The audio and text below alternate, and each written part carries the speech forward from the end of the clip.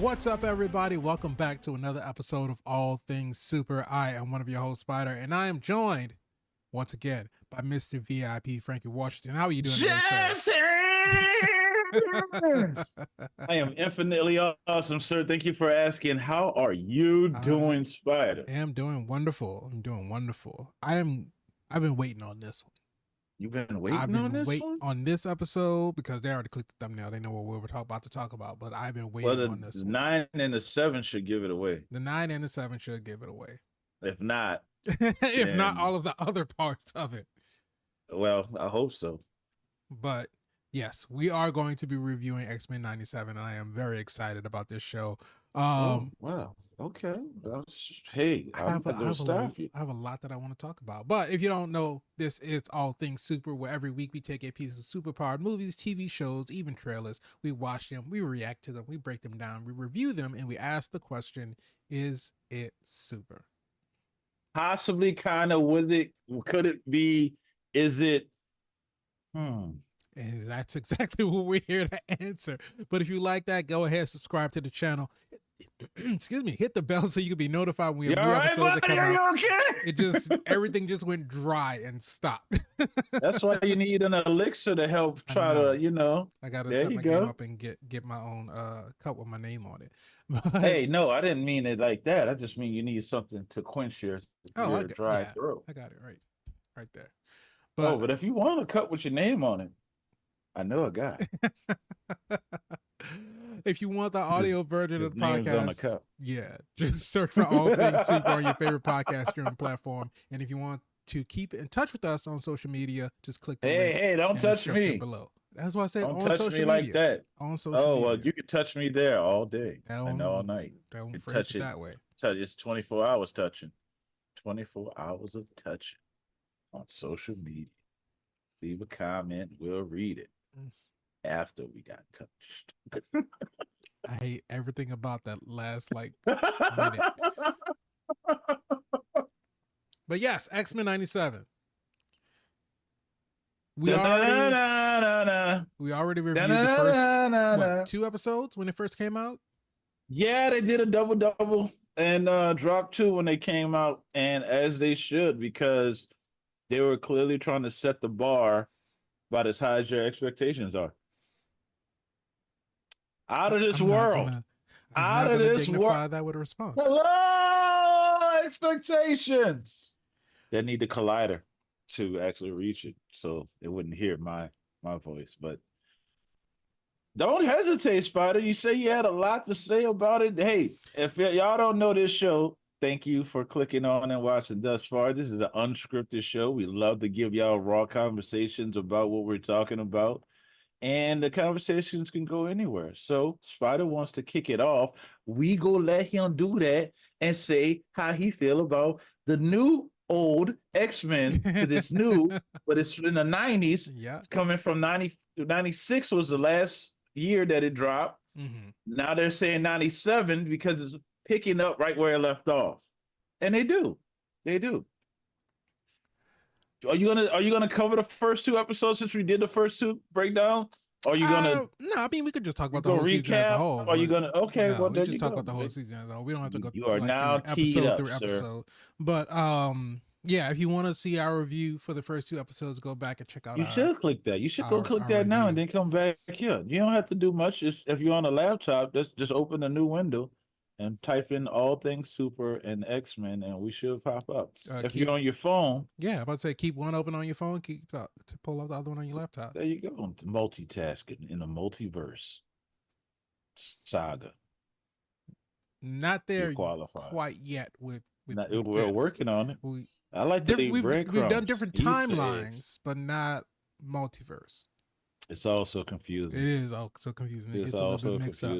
But what I have to say is this, that I feel like we are in a sort of golden age of animation when it comes to Western animation. Because Eastern animation, Eastern influence on this Western animation. Go ahead. But what I'm saying is that we have shows like Invincible. I knew We you were gonna name have that one first. X-Men 97. I knew We you were gonna have name that one second. Legend of Vox Machina is another one that's been on Prime. Amazon Prime that's done really well. Has I Been didn't know you Hotel. were gonna name that one third, but I like it because I like that show. Has Been They need Hotel to is have that another for the one. next season. Who? That's Has Been Hotel. It's more of a like a musical adult You lost animated me. show. You I lost me with understand the it's not for musical. everybody, but it is done really well on Prime Video.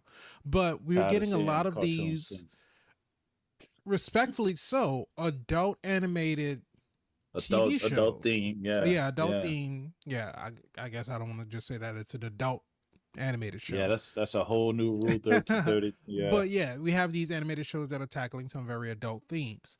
And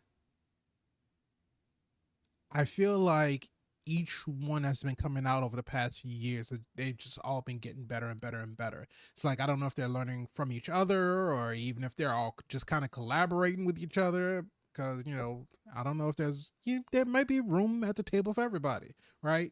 Oh wow, how big is this table? I mean, I would say fairly sizable. Because Wow. I mean, there's no reason that just because one show is successful and another show is successful doesn't mean that all shows can't be successful, right? There's with Yeah. streaming, it's not like the way TV used to be when we were kids, where if you didn't catch something on TV Monday night at 7 p.m., you Oh, had that to was wait. it. It was over. You had to wait until the end of the season if the show went into reruns, and if Yeah. not, that was just you just missed that show. So Yeah. shows had to Wait till the compete. box set came out. Yeah, wait till the box set comes out and you got like 8 VHS tapes. There you go. But shows had to compete to be number one because they were all airing in the same time slots. That's why you have, your prime time evening television.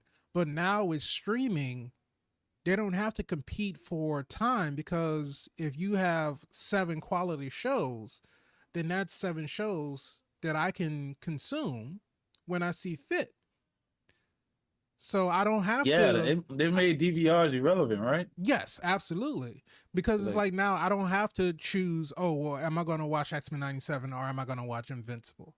I have to pick one. It's like, no, you watch one and then you watch the other one. If they're both going on at the same time, you can literally watch them at the same time. But time travel. but no, I just feel like we having a lot of shows, not even just animated shows, just a lot of shows on streaming, period, have been coming out and they've just been doing insanely well. It's just like a lot of really good quality shows. And I don't know what I guess the like motivation behind it is. Maybe it's after, the writer strike and actor strike, if they got some of their, stipulations honored in their new contracts. I don't know if that has anything to do with it because now we're Yeah, yeah. The allowing them to situation have was more time and produce more quality content. it was step your shit up or you're out of here. I'll replace you with AI. And then they were like, I dare you, because AI can't do what we do. Yeah. And they said, oh yeah. And then they went and got AI and they said, wait, we'll wait. And then they said, okay, these ratings are dropping because this Because AI AI script is shit. sucks. Yeah. So when they came back to the table, it was like, hold my beer and watch me work. And they have been stepping it up. The Yeah. quality of shows, like you said, that list of shows that you named, adult themed, but at the same time, quality adult themed. It Right. was like really you're leaning into it. Like, where are we going with these shows? Because with the X-Men 97, even though there's a plethora of source material, Right. I've heard the streets, and when I say the streets, I mean the internet. I heard the new streets. The New new streets. streets say, The cyber streets. we the cyber streets, yeah, this metaversal world. They're saying we don't know where it's gonna go. We Right. don't know where the story's gonna go. And even though we can theorize from these storylines that they could possibly pull from, Mm-hmm. it's not until hindsight, oh, they got that from here. Oh, they incorporated this. But as you're watching, you're really glued to the TV or your screen or Oh your yeah. phone or your laptop or wherever you consume media. because you don't know what's gonna happen. And then it happened. And you're like, there's not one episode from this iteration of the X-Men, X-Men 97, that I haven't had a favorite scene, a favorite line. quote, Yep. a favorite line. And it's just, it's not forced. It's all kind of seamlessly woven in. And I don't know where they're gonna go, because again, you're you're paying homage to the things before, and yet and still shitting on the shit that you want to shit on, and at the same time charting a new journey. Right. And we're getting a lot of details, like you're filling in a lot of holes that you kind of question. Hey, what? I always wondered that. I always wondered how, to give you an example, the whole Madeline, Jean, Scott triangle, love triangle. Right. With Sinister taking Jean, we all still don't know when. No idea. And replacing her with a clone. And if you watch the first X-Men animated series, it was still good, but we thought we had Jean. And there could have been plenty of opportunities throughout the entire run of the show for Sinister to just swoop in and make that replacement. Now the new Streets is like, oh, our Jean passes out every time, which is so true. Our Jean, every time she uses up power. Oh. I was like, goddamn, girl, just sit down. Just get a wheelchair like Professor X, so you ain't got so far to fall. Eat some broccoli, get your iron up. Yeah, right? She anemic. So it could have happened at any point in time. It did, but broccoli is fiber. Spinach is iron. Continue. I had to clear that up in my brain. I was just all right. She need her veggies. Yes.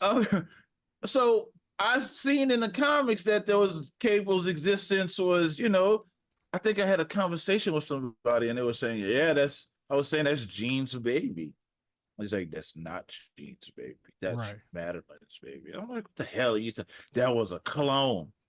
It's like, okay, clearly you into it more than I am. I thought it was Jean's baby. But to bring that to this show in a very simplistic way, because again, we as an audience think that's Jean. Right. Then Jean knocked on the door. Goddamn, open the door. Sure enough, oh, that's her. That's our Jean. Oh, this other chick ain't fake once. What's going on here? We were duped. To so cleverly have like known that, owned that, and done that the way they did it, you're glued. You're like, whoa, what is going on? That's right. I interrupted you and I didn't mean to go for it. No. Like you said, it's a conversation. But I mean, I share the same sentiments. The show, there was not a single episode of this season where I was just like, oh, okay, all right. That was kind of weak. I think that if anything, there was maybe half of an episode that I would say wasn't as strong as the rest of the season. And I think what episode was that? Yeah, because it's not perfect. We're gonna get into that side in a sec. But we keep it real on this show. It's your first time.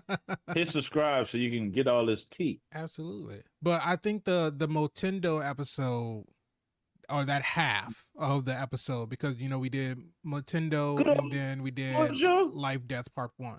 Was what? Good old Jojo?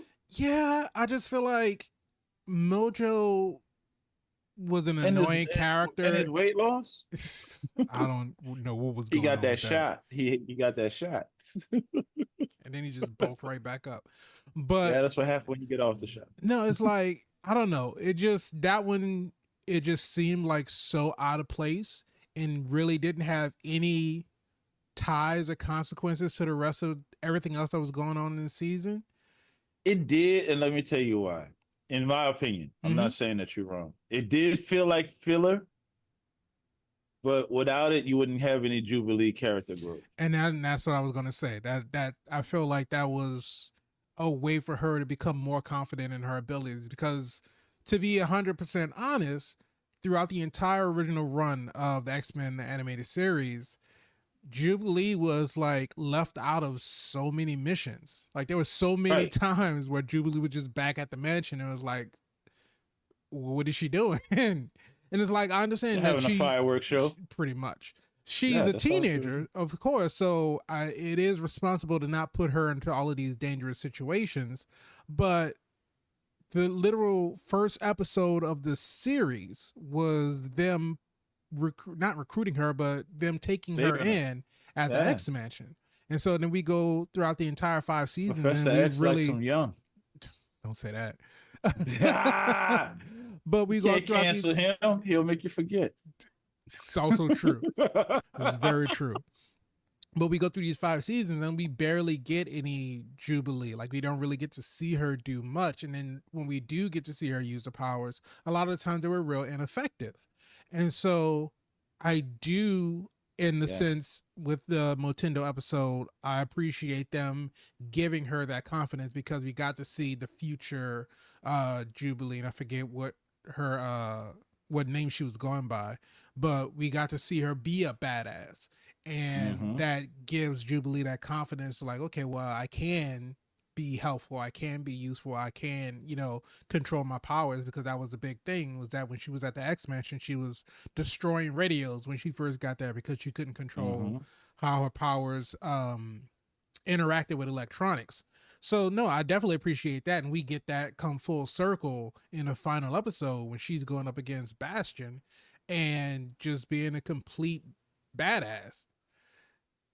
Yeah, she had to do something because Sparkles just wasn't, her powers were used mostly as a distraction. Right. And they really didn't hurt anybody. It was like, which is not true. You hold an M80 in your hand, you go feel that pain and right. let it fire off. So fireworks are, somewhat dangerous. And at the same time, she could make them out of nothing. But right.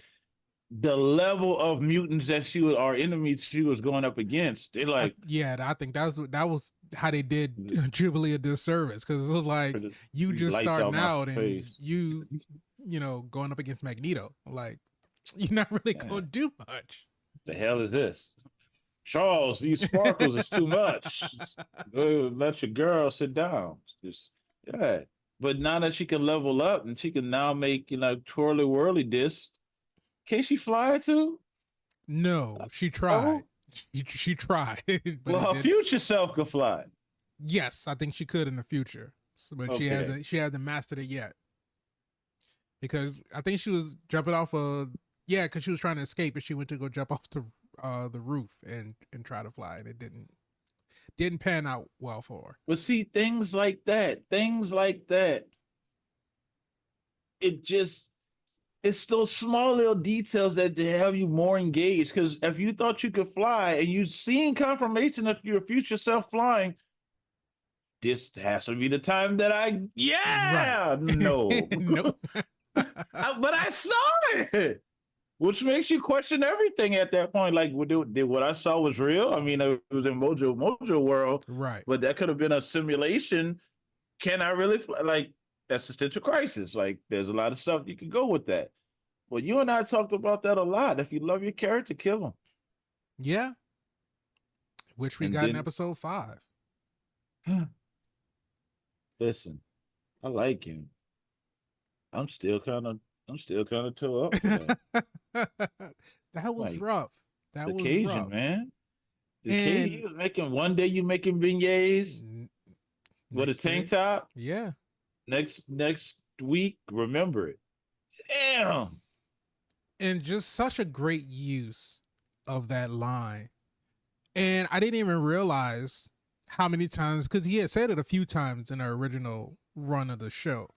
And because I went back and watched all the episodes before X-Men 97 came out, and it just, because it was so 90s and everything was so campy, it's like they say like their little catchphrases all the time, but it just never clicked in my head, the importance of it. Because what Nightcrawler said at Gambit's funeral, when he said that he never could see, he always said that, let the cars fall where they may, but he didn't realize like how much of it that he was doing himself. And I think that Professor X in the end of season 5, when he was like regarding all the X-Men before he left, or when he thought he was about to die, he told Gambit, he was like the thief who could never see the hero in himself, right? And it's like So deep. Gambit So was deep. always kind of relegated to being like a background character, except for the couple of episodes like the thieves versus the assassins like battle that he had where he had to go back home and stuff like that. But he was always kind of in the background, you know, flirt Yeah, with he can't. He was Rogue. the last one. He came in after Jubilee. Yeah. And so, you know, flirting with Rogue and all this other kind of stuff. And we didn't really get to see much about him. Right. And that's one of the things that X-Men 97 did a great job of doing, because you think about everybody in the show. I would say everybody outside of maybe Beast and Morph to a certain extent. We got Mm-hmm. like real in-depth character development and like background emotions for just about every other character. And I mean, even kind of with Beast somewhat, because I know he was He had having a love interest. this little thing with the reporter, and so that kind of Mm-hmm. went back and forth, and somewhat Which morphed, I but thought Wolverine cut her up, but apparently yeah, she survived. Well, you can cut them up anyway. yeah, and they Their just body kind of, get back together, which because I seen he had her in a bed. He was trying to is treat her. a great way for them to sort of get around Yes. Wolverine, because Wolverine is basically a killing machine. And if we're not going up against Sentinels and the threat is like real people, even though Yeah. this is an animated show with adult themes, we still can't just have Wolverine hacking and Brutally slashing people murdering up. people. No, Right. I don't think you can get away with that in any franchise. No. It always has to be a robot or an alien Yeah. or something inanimate like clay monsters or Right. something that has no, sentient life within it. Yeah. And but that was that allowed them to give the opportunity to see Wolverine just like unleash, which Right? not something that we really got to see. But then also on top of that, like I was saying, you know, everybody kind of got their time in the spotlight. We already are very familiar with Wolverine, right? Wolverine is like the face of the X-Men. Yeah, And they done him to so death. I appreciate that X-Men 97 we focus on everybody else. Like a good 80% of all of the scenes, Wolverine wasn't even in it. Wolverine wasn't Yep. involved in a lot of the fights. Yep.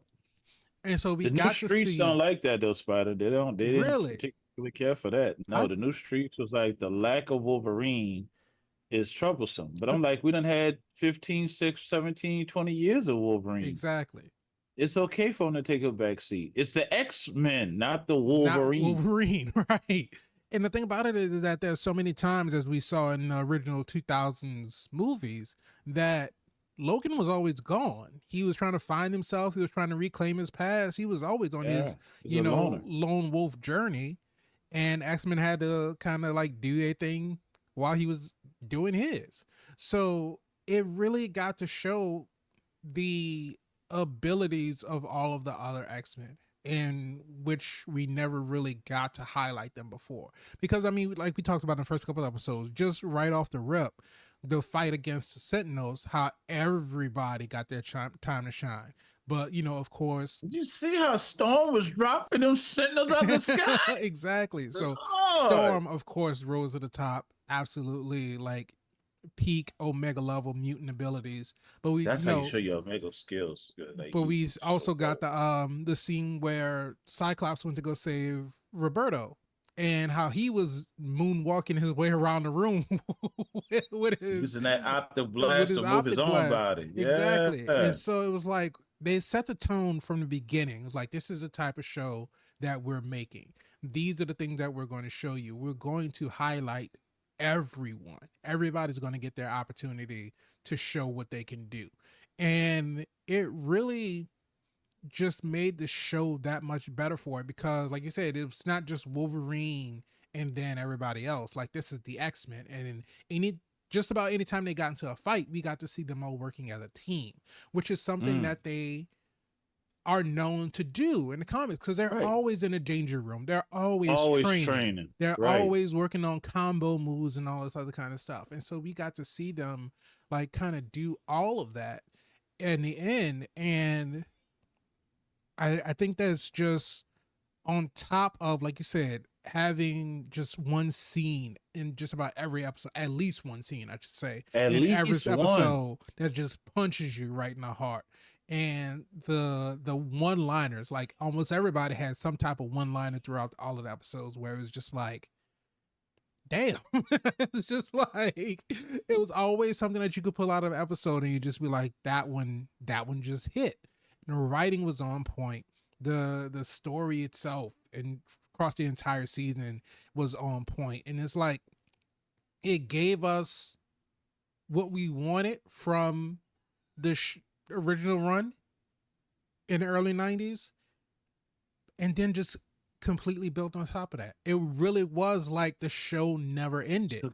Took that month to another level. And it's so funny that you can take something, age it up 30 years, but it still holds the same magic that it did 30 years ago. And it's like you don't normally capture that in shows that they have that long of a break and then you come back with a continuation of it. And because normally what they would do is they would just remake it. They were like, okay, well, this is an X-Men animated series reboot, and they'll just start back from the beginning and do it all over again. But thank God they didn't do that. Yeah, I don't think, yeah, because all I will do is just draw comparison to the original, and then it'll just be, oh, is this one better, or is that one better? But here's the question, though, Strider, because you're saying talented hands touch this, and you can taste the talent all in the goddamn flavor. Right. Showrunner Bo DeMaio is Bo DeMaio, right? You know I'm horrible with names. I think so. Wasn't he let go from Disney? Oh yeah, we get into the controversy here, baby. You're in the right spot. Like literally a week before the first 2 episodes dropped, I think, or something like that. It was real close. Why? No. No one knows why. No one knows. No one has come out and say any like justification as to why he got sexual harassment. I think he probably sexually harassed somebody at the studio. I don't know. I'm speculating. That's a totally Mr. VIP Frankie Washington saying this. I don't know. But the question is, will season 2 lack from his absence if he's not rehired? No, because he already wrote season 2. So if he, because it really, because I guess it depends on how much he had to do. I'm checking out after season 2 then. How much did he have to do with season 1? Like as far as like writing, storyboarding, I know he didn't really direct the episodes, but if everything that he did for season 1, he's already also done for season 2, then I don't think they'll have any issues. But if it was just that he only wrote it, but there's somebody else like directing it or, you know, doing behind the creative process of it, then I don't know, maybe they might, you know, do revisions. They might do Disney don't need to fire anybody. We seen what happened with James Gunn, right? Mm-hmm. We saw what happened with who else did they fire recently? I know firing James Gunn was like a huge thing. They fired Jonathan Majors, obviously, because of guilt reasons, but Robert Downey Jr. had a trouble past when he came to Marvel. Now, that was Marvel, not Disney. So I want to be clear when I say that. Marvel took a chance on Robert Downey Jr., RDJ, and not Disney had not acquired them at that point in time. Listen, this squeaky clean image that Disney wants to preserve, some people make mistakes. I make them all the time. I mean, you can't preserve a squeaky clean. No. I'm just saying you can't preserve a squeaky clean image and then bring in a character like Deadpool. You know, they're gonna have to. There's gonna have to be some type of segmentation. You know exactly what I'm saying. Where you, Disney as a company, can still represent modern adult themes. Right. You know, it's not to say that just because Disney owns Marvel, which owns the rights to a character called Deadpool, which is very R-rated, that means that all of Disney is not safe for children anymore. And it can't be. I don't know why they make it seem like that. Like we can't have, like when they first started Disney Plus, they were like, oh, well, we can't have any TVMA rated content on Disney I knew Plus. that wasn't gonna last. Yeah, It can't last. it's It's too impractical. much. It's too much lack of content that you're trying to acquire, which is why they got Hulu now on Disney Plus. Right. And all the streaming services are kind of looking the same because you need content. You just do, but Yeah. there's not enough. And if you trying to That's I don't understand only, why they're not greenlighting more shows. I mean, they probably will in the future, but if you try to just only restrict yourself to only having family friendly content, I mean, that's not a sustainable model. I don't know. You I can won't say that. you can have that as an extension of Hallmark something is else. doing it, I mean, but how many people watching Hallmark? exactly. Because I think Hallmark is part of a bigger company, so it's not like This is Hallmark also true. is just doing it by itself, being Hallmark, and then it's also a very successful stationary company. Those cards do make you cry. um, Oh! so it's definitely Let me ask you this question: yes. if Jonathan Majors came back and played King the Conqueror, would you be upset about that? Would I be upset? No. Yeah. Okay. If Bo DeMaio comes back and show runs for X-Men 97, which I hope to just keep it at 97, not call it like 98 or 99 or Yeah. 2000. Don't do that. Just keep it X-Men 97. Would you be upset? I mean, I don't have any reason. I don't know because I don't know what he did. I mean, I can't say That's like what I was about to say. justifiably. Even not knowing what he's done. I mean, I mean, I let's can't be I honest. can't If you condemn did the nothing man. to children, that's my draw line. Don't do anything to kids. Don't do anything to kids, and you're pretty much okay with me. I can almost understand everything else. Yeah, I mean, just don't do anything illegal, really. But Well, it's a gray area for me. You say if a understood. man steals food to feed his family, you gotta understand he's trying to feed his family.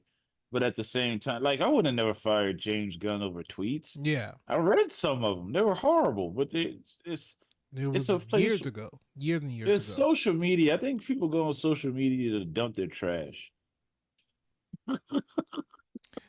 I mean, I'll leave this comment it's here to so try to get people riled up. it's so much of a different social media is just so much of a different thing. Just even from James Gunn being fired and then eventually being brought back to where we are now with social media. It's like such a completely different thing these days. It's gonna change again. Oh yeah, it's gonna keep changing. It keeps evolving. It's gonna evolve. I'm ready to get past this area that we're in right now, and hopefully whatever is next isn't worse. But hold my beer. That's what we're doing. We're living in the hold my beer culture, and it's just there you go. everybody is worse off for it. But no, but with Bo DeMaio, I can't be mad at him or condemn him for something that I don't know what he did. So it's not why like is it so secretive? that's what I don't get. I feel like by this time, normally the reasoning behind somebody's being fired would have come out already. They have to have some pretty tight NDAs for nobody to have said anything all this time. You're talking about months have gone by. Something seems weird with that. But I had to ask the question, Spider, because I wanted to know if we were going to suffer of X-Men 97 season 2 without him. But you said he wrote season 2 already. Yeah, which because he again confirmed on Twitter that he wrote. He's and that's what I'm about to say. He's Xing, tweeting, whatever the name's gonna be. Yeah, it's always gonna be tweet. Like, watch this, or I reference this, and read this comic book. Watch this episode of the original series. Watch this other. I think one of the episodes he was like, watch this unaired pilot of this. To show that who does that after they get fired? Like right. Nobody does that. Nobody's saying, "Oh, I got fired from Popeyes. Hey, we got a new spicy chicken sandwich coming out next week." What? Right? You don't even work there no more. What are you still endorsing them after they kick you out? They cut your check. What are you talking about? You talking about hottie sauce? Hottie, body yada yada sauce? What?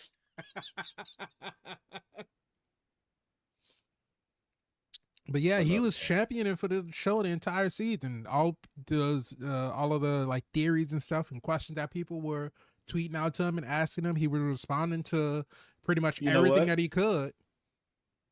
There's a game thing played here. Okay, it's controversy. It sells. Mm-hmm. If you really got fired, when they come to hire you again, back charge 'em. That's all I'm saying. Just go ahead. Hey, I was never off the clock. Right. I, Even when look at all these tweets. I was still working. I'm Nick Fury, even when I'm out, I'm still in. Wait, what? You're a scroll. But it was like You're the scroll. it was just so confusing how late in the game it was that they let him go because it was at a point to where everything had to be written and animated because he put himself as a character in the show. I saw that He too. was in I the saw. Wait show. a minute, that looked like He had like a diner or something named after him. So but this I is saw a like character that looked like him. no. There was a character that was him, and then he also had a diner named after him. And so that's like final stages of animation that all of Right. this stuff is already drawn, penned, colored, rendered, and good to go. So you have this man has put his mark over this entire show, and like, you know what, we gotta let you go. How you get fired on your day off? Like how you get fired on? You on vacation at that point? You're It's like, like yeah, my you show work about to come out in 2 weeks. Oh yeah, let me go. I'm on you work for vacation. this What the hell? company, you land the multi-billion-dollar contract, they congratulate you and say thank you for all your hard work, you're fired. Right? Whoa, hey, And all it's this like work I done did. why? So I don't That's know. weird. That's really It weird. really is, it is And really you can tell strange. that it has been work put into this. Oh, yes. This is what we talk about when we say that the people who are creating these shows care about the source material. They care about the art that they're making. The same thing with Invincible, especially like when you, like we talked about, you have Robert Kirkman working on the show. So everything that you love about the comic book is absolutely being put into the show. But on top of that, his directors for each episode, they have their vision on how they can elevate what comes just from the panels into Right? moving art. Right? And now you have a show that, by all means, nobody thought was ever going to get made.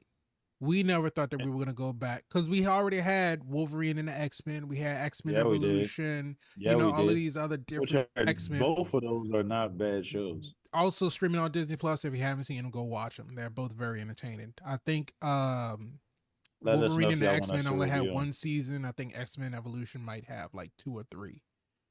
Y'all let us know if y'all want our conversation for. Yeah. Um, but we already had all these other iterations of the X-Men animated series. We had the X-Men movies, and we just kind of thought, like, okay, well, this is the direction that they're taking X-Men. Once, Mm-hmm. we were done with the whole Dark Phoenix saga, it was like, you know what? We're not gonna get no X-Men no time soon because No. Fox really kind of just ran it into the ground. No, just And say what it is. They shit the bed. They it, shit it. They shit it's, with a goddamn enema. There's just yeah. feces everywhere in the bed. Johnny Depp. I feel like Johnny Depp and just the X Men did Fox did the Amber Heard to the X Men. Oh man. But where you Too soon. have a show that is, for all intents and purposes, nostalgia grab.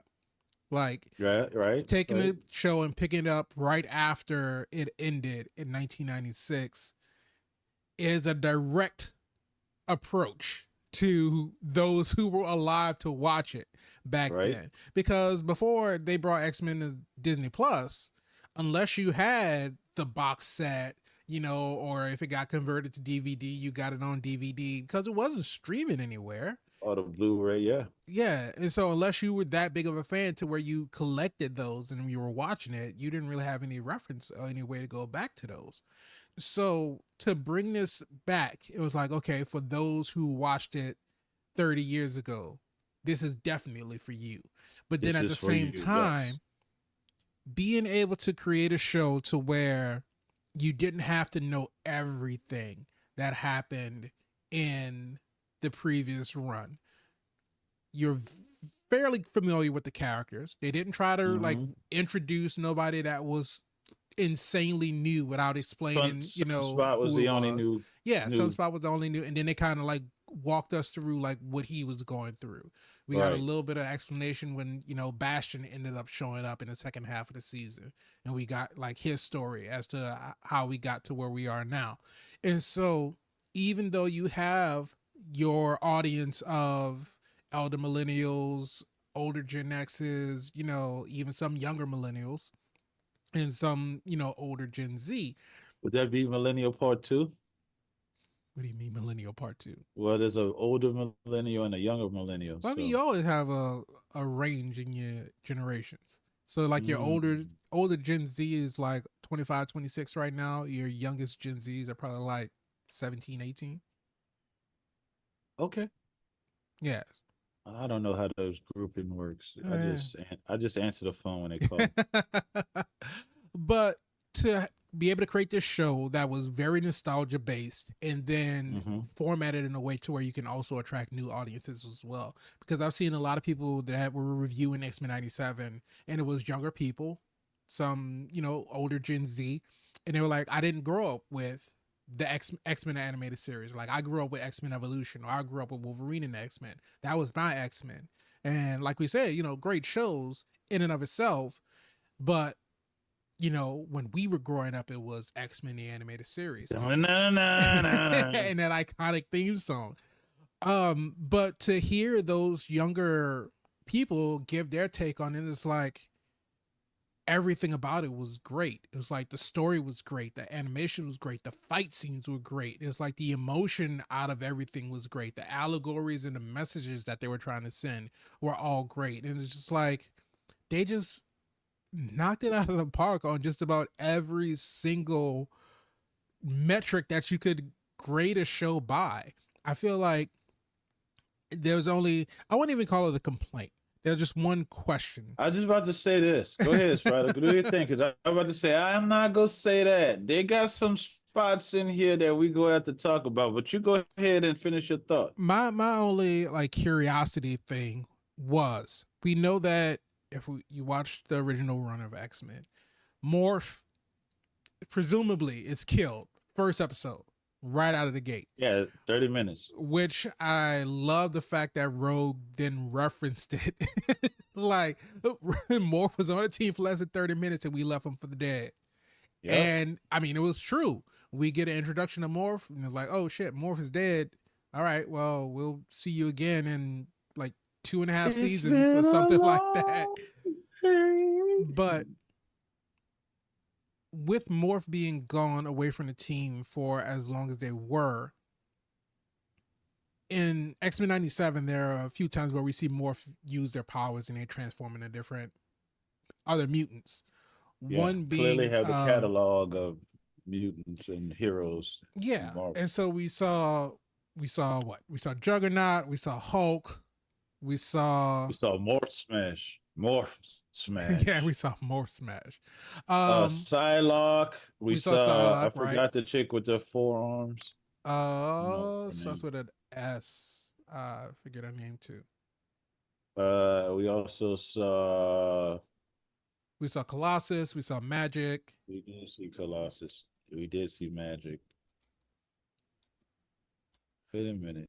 Yeah, because they're related. Colossus and Yes. Magic. Okay, yeah. Spiral is her name.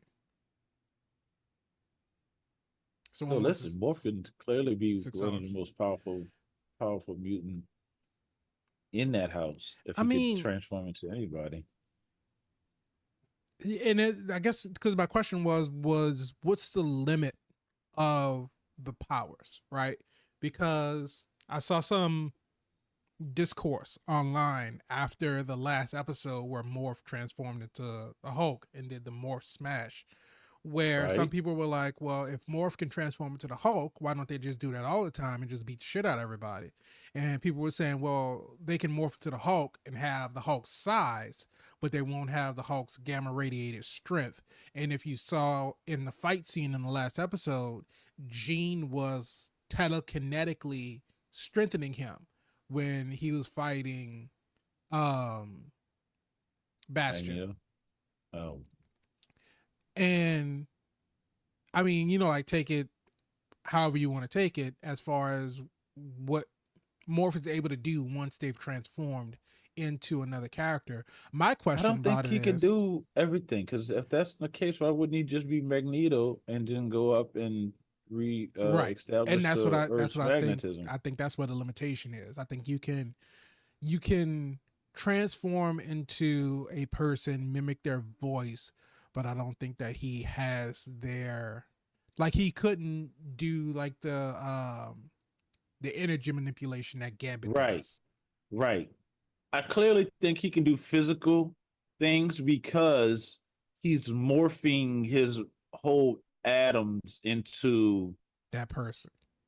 that that density or that tension or that strength level or what you perceive that strength level to be. And again, this is just Mr. VIP, Frankie Washington Thoughts. If y'all know the real answer, y'all could happily leave it in the comments. I'll read it and then I'll trump you by giving you something that you probably didn't expect. Um, because of the strength situation, you can morph your muscle fibers and make them more dense and have more strength. Um, but when it Because comes down to like telekinesis or telepathy, I don't think they have that ability or couldn't. Maybe with time they can kind of hone. That's because it's like a muscle. You would have to train it. yeah, but I still think that there's a difference between training the muscle and having like mental abilities. Because I was about to say that they did transform into Mr. Fantastic and they were able to stretch. Right. Again, physical. But I mean, that's even beyond the physical limitations of a regular body. Because I can see you can But grow he your can muscles and morph. yeah, Yeah, you can you can morph, morph but your muscles. So you got to think yeah, I about it. guess. It's all fluid. He just in a drop of a dime can control every muscle to be somebody like Mr. Fantastic. Now, if he was to be Sue Storm, I don't know if he can You could pull up turn a invisible. force field. Yeah.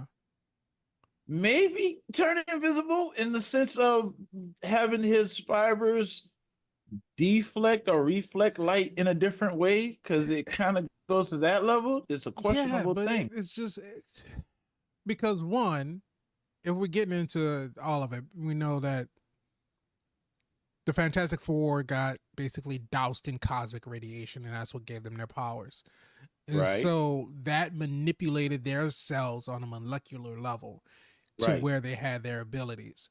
So if, because it's like if Morph were to turn into Johnny Storm, they shouldn't be I able to set themselves on fire. right. But have we seen him turn into Johnny Storm? Not in this show. So that's the question. Could they have an eternal flame around him? Because I I think don't it's know. very particular about the characters he have turned into. I don't know because they never really seem to.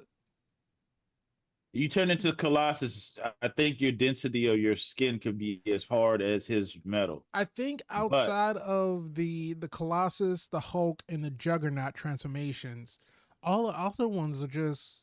I'd have to go back and watch it again, but it's like I don't really know if they really fit into a specific scenario. Like they turned into Psylocke for this specific reason, right? So I don't know what the thought process behind the transformations were. But my thing that I'm wondering is in the original run of the X-Men, we had a couple episodes where we got to see Colossus. And the first time we met Colossus, he was trying to go back to Russia, his Mother hometown, Russia, Mother Russia. to help his sister because I think they like were trying to run him off their farm or whatever. And so at that time, Ileana was like 10, maybe 11. Basically, she was a young girl. Right, gotcha. And X-Men 97 picks up at the most 5 months after the end of season 5. That's where we pick up because I think they said 5 months later. This was Five, 5 six months. months. Yeah, Yeah, after something like Charles had that. left. So let's say about maybe 4 years had passed from when we first met Colossus until where we pick up for X-Men 97. To our knowledge, that we've seen from the first run of the show in X-Men 97, neither Colossus nor Magic has been a part of the X-Men. But when Morph transformed into them, they were wearing their comic accurate X-Men uniforms. Right. So I'm just wondering if... Where did he grab that knowledge from? Yes. Well, the X-Men have a database that they show you at the end of every episode when they're spinning around. So it's not hard to see that they wouldn't get those specs. Now, where they get those specs, X Professor read your mind. But he was gone. That's the thing. And so, and like Colossus, okay, whatever. Colossus, I know that at least Colossus helped build a mansion. Yeah, that's what I'm saying. At least the X-Men interacted with Colossus. But as far as Magic, she didn't even have her sword yet. So it's just Morph get around, baby. That's all I'm saying. And then the thing about it is, anywhere, like, anybody, anytime. Like with Spiral, Morph was nowhere around when they had their Mojo episodes to see Spiral. And when did he see Spiral to be able to turn into her? These are the stories that the X people talk about when they're not around.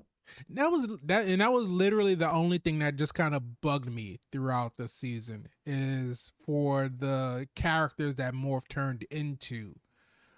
But it was a good cameo, though. I mean, yeah, it was a good cameo just to kind of pull from, you know, the catalog of X-Men characters, but it didn't. Out of everything else in the show, that really seemed like everything had a logical purpose and a reason as to why they made the decisions that they made. That was the only thing that just kind of stuck out to me. I didn't like that goddamn Wolverine panel. When he got his adamantium pulled out? When he got his adamantium pulled out. I didn't like it. I mean... It was just... I know what they were doing when they did it. As soon as they did it, I'm like, they went panel for panel, and I know that's what they did. Yeah. And sure enough, they did. Because it didn't... it looked so bad. I knew what was happening. I was still in awe. Still in shock. Still in awe. So when you say it looked bad, are you saying that it was the way that they did, like the freeze frame? You didn't like that way that was animated, or you just don't like the fact that they did it at all? I know of the Magneto snatching the adamantium out of Wolverine. I know it's well known if you're an X-Men fan, because you're like, this guy has metal grafted onto his bones. Insane. He controls they metal. even sent Wolverine up there to go fight Magneto. It's a situation of, I'm gonna sit this one out because I'm gonna go help Gold Team on the beach. Because that makes more sense. That's not the person who can control metal down on the beach. He can easily pull my claws out and just start swinging and kill everybody. I can't stop him. I'm being controlled. Right. But for whatever reason, they always send Logan or Wolverine to the guy that can control metal. And clearly, they don't sit that well eye to eye to each other. Now, granted, and I will say this, because Charles and Magneto has been friends for a long time, long time.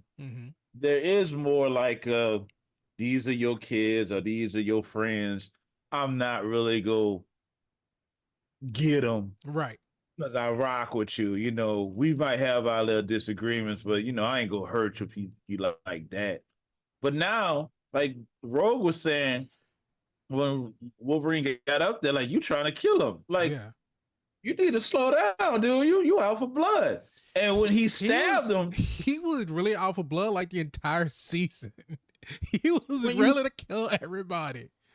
When you stabbed him, he was like, oh, this is the games that we playing. Oh, this is how we do it? So the rules have changed, I see. Yeah. Oh, he real. He really snatched off a juice. And I think if they would have not went panel for panel, and I know they went panel for panel because they were paying homage to the story and the Right. ones that did before. It did out of the animation. I know they recreated a lot of panels. Mm-hmm. That one just is a little. It just didn't sit right with me. It's just like, oh, there was another way you could have done it. And maybe like say exactly like you said, maybe they lingered on the panel too long. Yeah. But they wanted you to know that we're taking this out of the comics, and it just wasn't a Yeah. good look. Because I think Um, that I'm guessing that they did it that way because if they would have like shown it like actually in motion, it would have been too graphic. silver juice coming out of a haired man. Yeah, I guess. Might be right. I didn't care for the panel. And let's see what other stuff that I didn't like. I didn't like. I did not. Similar to you, I did not necessarily care for the Jubilee episode because Mm-hmm. not taking anything away from Jubilee, she's just not. She's never been one of my favorite X Men, and the Okay. fact that she got sucked up into Mojo World, I would have rather them have done it like they did it the first time when it was multiple X Men sucked up into Mojo World, Mm-hmm. and we see them all try to get out. Don't get it twisted. I understand what it was there for. For she had no character development the whole rest of the season. Yeah. One of the biggest things she was saying, like, "Come on, what's Roberto's name? Is it Roberto?" Mm-hmm. Because she's like, "We need to go shopping therapy, and you got like an endless bank account, or whatever." It's like, why are they making Jubilee seem like she a gold digger? What's going on with that?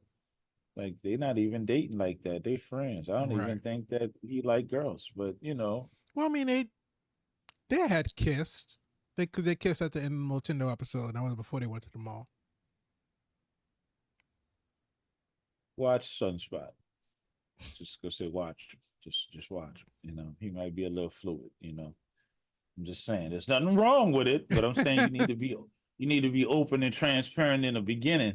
Because they clearly played it as a coming out of the closet story, which we saw that in, again, paying homage to X2 with With Bobby. Pyro, not Bobby, yeah, Yeah, Bobby going Iceman. home and talking to his parents, coming out to his parents. Yeah. So I'm not upset about that at all. The show has an element for everybody in it, and I think Mm-hmm. it was tastefully done. I just don't think he's being honest with Jubilee. I think he might, like wine, but don't like the labels. Shout out to Shit's Creek. Um, great show. Uh, and I didn't care for that episode. Though I did like the evolution of Jubilee, so I'm really wait. I guess it served its purpose because I'm like, can you level up so you can be helpful? Right. Please. You're on one of the baddest teams, and you know what? I'm gonna go ahead and round it because I got three.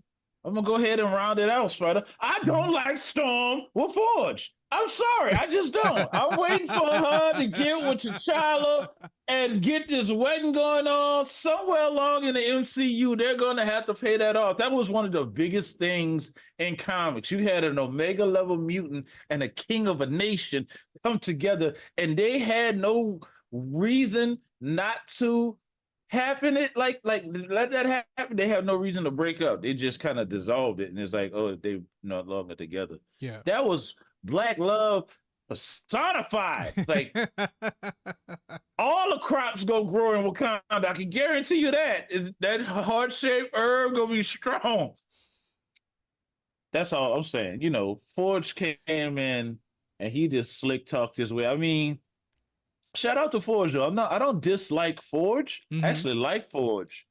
You think about it, anything you think of, you could build. Right. That's crazy. That That is is crazy. wild. And the fact that he said to Beast, Beast is like, "How did you do that?" He's like, "Thought Thought about about it." it.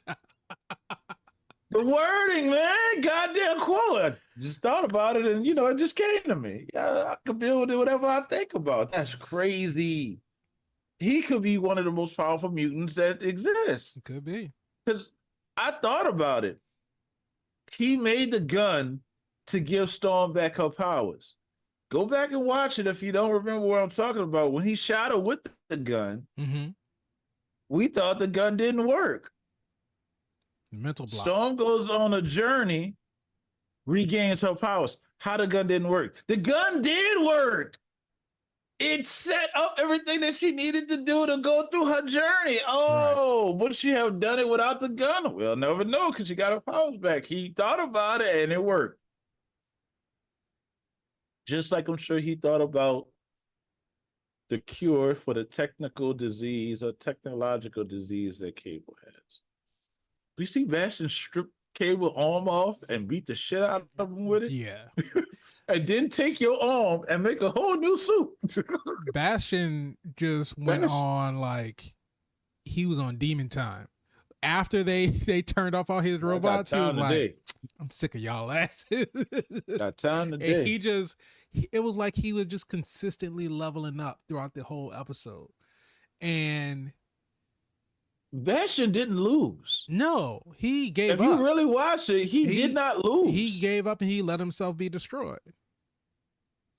I'm saying his plan worked, and even to when Magneto shut all of the power off for the electrical magnetic field, he knew Professor Xavier was going to get it turned back on. Right. And he's like, I knew he was going to do it. I was waiting for him. Now my signals are back. And I mean, even before all that, according to plan. his whole thing was to basically like turn the public's perception of mutants back into a negative light, so they could be persecuted, so mutants wouldn't flourish, and they wouldn't become the majority species on the planet. And it's like they were basically in a lose-lose situation at that point, because if he let Magneto just keep the power off, then people are going to hate mutants because they know Magneto shut everything down. They turn it back on, the Sentinels come back. They hate mutants because clearly they here for y'all. Y'all playing checkers, but Bastion playing 3D multi-level chess. Right. Like, he's way ahead of y'all. And we just watching the X-Men try to catch up. Helplessly. That's crazy. That's great writing. I will say, everything about Rogue this season was just... Oh, you mean her murdering people?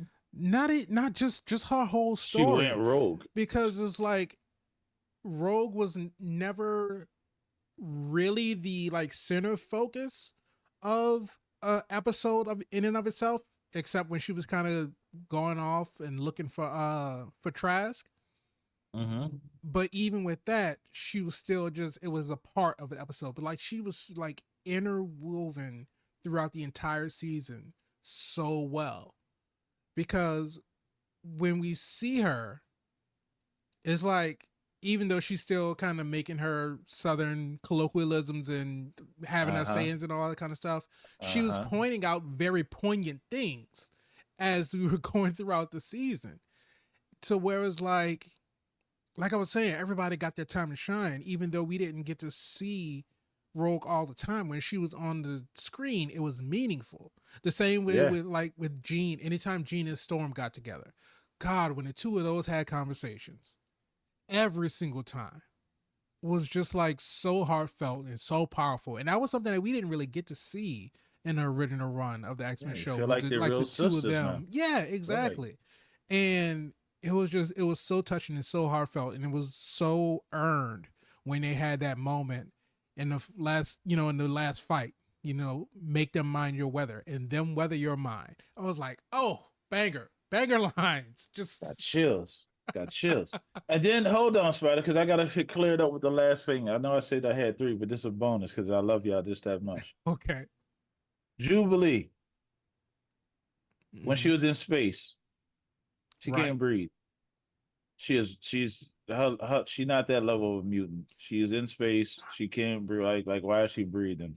Like, I was taken out right there. I mean, now Rogue I can understand, because again, Rogue took her powers from Captain Marvel. Captain Marvel flies around in space all the time. She don't even use a spacesuit, which is weird because in her movie she used a spacesuit and underwater device. But clearly, if you can breathe she got in space, the aura you can breathe underwater. In space. I got you, but I'm saying Rogue kind of have some of that because she took her powers from her. Yeah. Which, wonder if we go see that and how we go see that. Anyway. But I mean, Jubilee can't. with the So I was like, with the fight with Bastion. Technically, they were in the what do they call it? The blue area of the moon.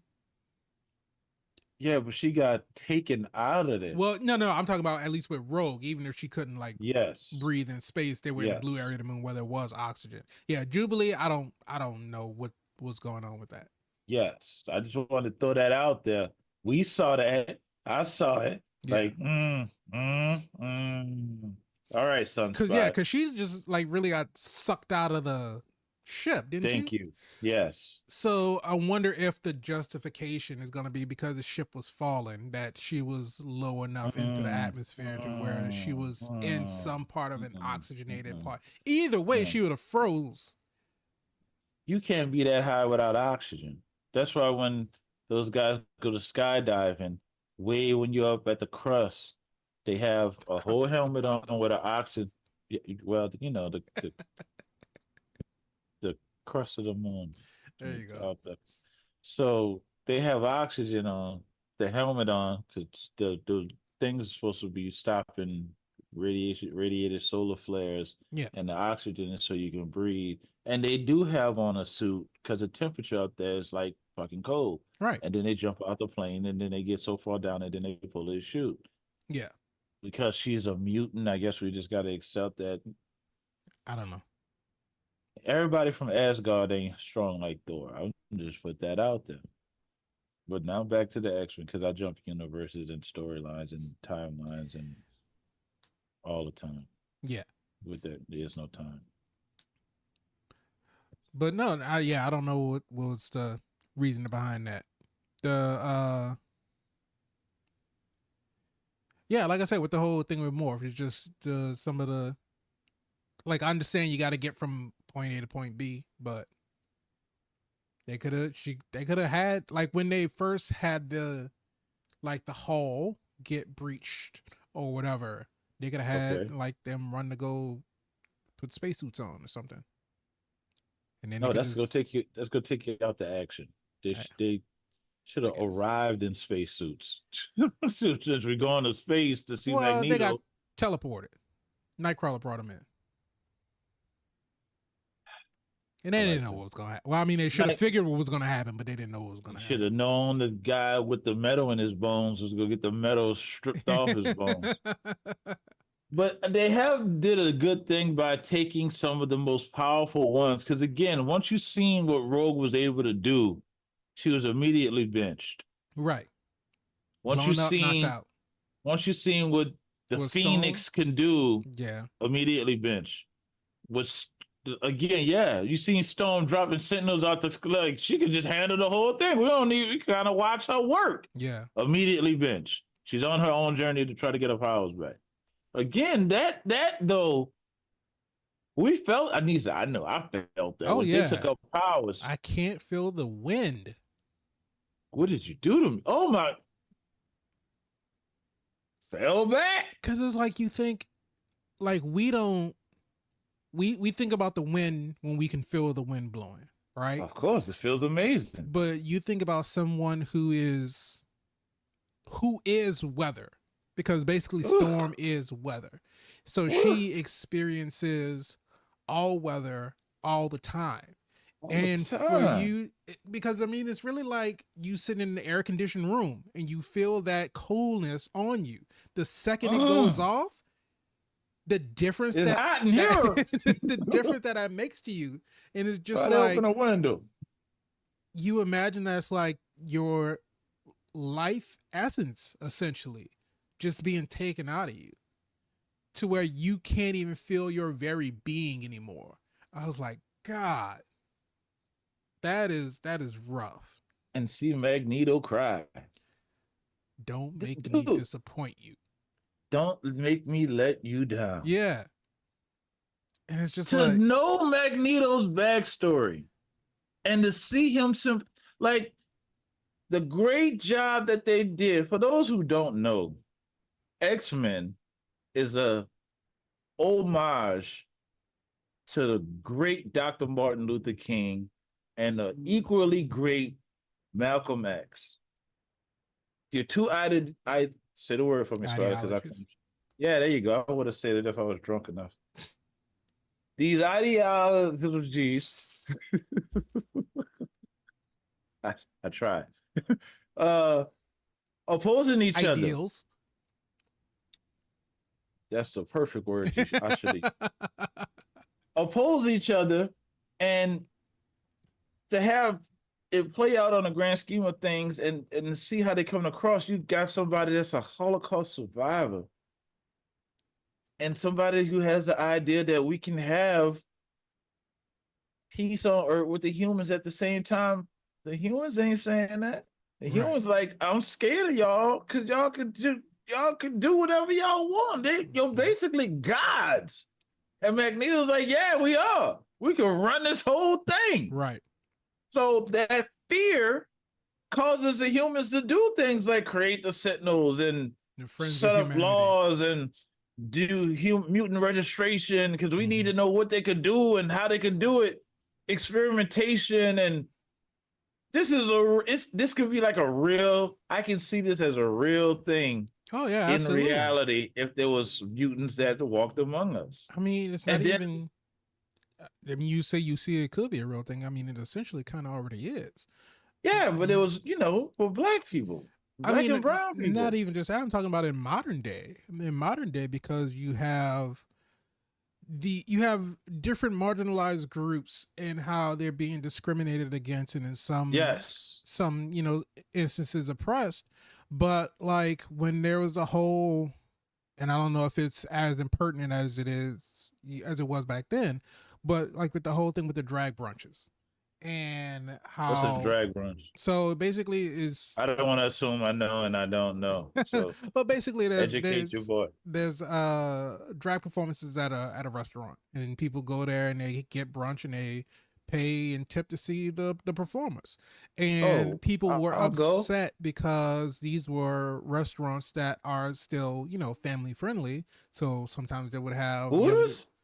No, not. I mean, and that's the thing. Because people were upset about younger children being present at drag brunches, but nobody ever said anything about a child being present at Hooters. It's a family restaurant. But anyway, you had people calling for like registrations for people who were drag performers. It was like, you have to tell me if this is something drag that you've registration done. act? Yeah, some stupid shit like that. But I mean, there are a lot of instances of things that we see in X-Men that are still prevalent to this day. Like I said, with oppression, with racism, with xenophobia, with homophobia, and for the people who want to talk shit about Disney projects and how Disney's going woke and how Marvel is going woke with everything that they do, just because a straight white male isn't always the main focus of these properties. I just feel like that constant rhetoric of this is different from me, so clearly it's bad, is just shown and showcased so well throughout the entire show. Yeah, it is. Yeah, it is. Because like we talked about when the trailer came out, and we saw like people when they were protesting outside of the UN, I think was where they had the trial for Magneto. And I forgot what the sign said, but it was basically like mutants are bad, down with mutants or whatever, and some shit like that. And how people were seeing that and they were like, oh, they're talking about like Black Lives Matter protest, and oh, X-Men going woke and Marvel is going woke. And I'm like, did you not watch the show back in the 90s? Have you not read any of the comics from the 70s and 80s? No. I was like, they've been doing this since X-Men came out. So unless you're saying that X-Men has always been woke, then you can say that. You can't just say X-Men is going woke or Marvel is going woke, because this has always been the story of these characters. This has always been their lives. They've always been fighting their oppression. And like you said, with Magneto, it's like, yes, we are more powerful than you. There are so many things that we could do to assert our dominance over you. But the fact that we choose not to, I feel like we should deserve some kind of respect because of it. Like, we are exercising an extreme amount of restraint, because we could just run through here and just fuck all y'all shit up. Easy. but we are not. And go to dinner. Right. And they go Remember when they had humans? Yeah. And the thing about it is, it's even, and I can understand the motivations because it's even when I try to leave y'all alone and right. go way over here and do my thing and just like, we I'm gonna just be over trying to here. mind my We business. go mind our business. Y'all bomb the shit out of us. What the hell? We can't have nothing. Oh, it's Because going the down. thing about it was, is like, all right, my best friend died. I'm taking over his school. Right. I understand that I used to be a criminal. You know what? I did But I some changed. things wrong, but Yeah. I turned over a new leaf, We and talked about I that. can prove that to you. So that's Yeah. what he said. So he's like, just I'm a changed person. I am trying to be better. He literally said, I am trying to be better. But in the sense of me being better, you all also have to give us a fucking break. Give me a chance. Right. To show you that I changed. And so going through all of that, he's like, we held up our end of the bargain. We as in mutants. Mm-hmm. We went to our little island. Genosha got recognized as a sovereign nation. Right. And we minding our business. And yet, celebrating our nation right. being sovereign. And we get this sentinel created by humans. Mm-hmm. And you wipe out a good majority of my people. They still counting their bodies.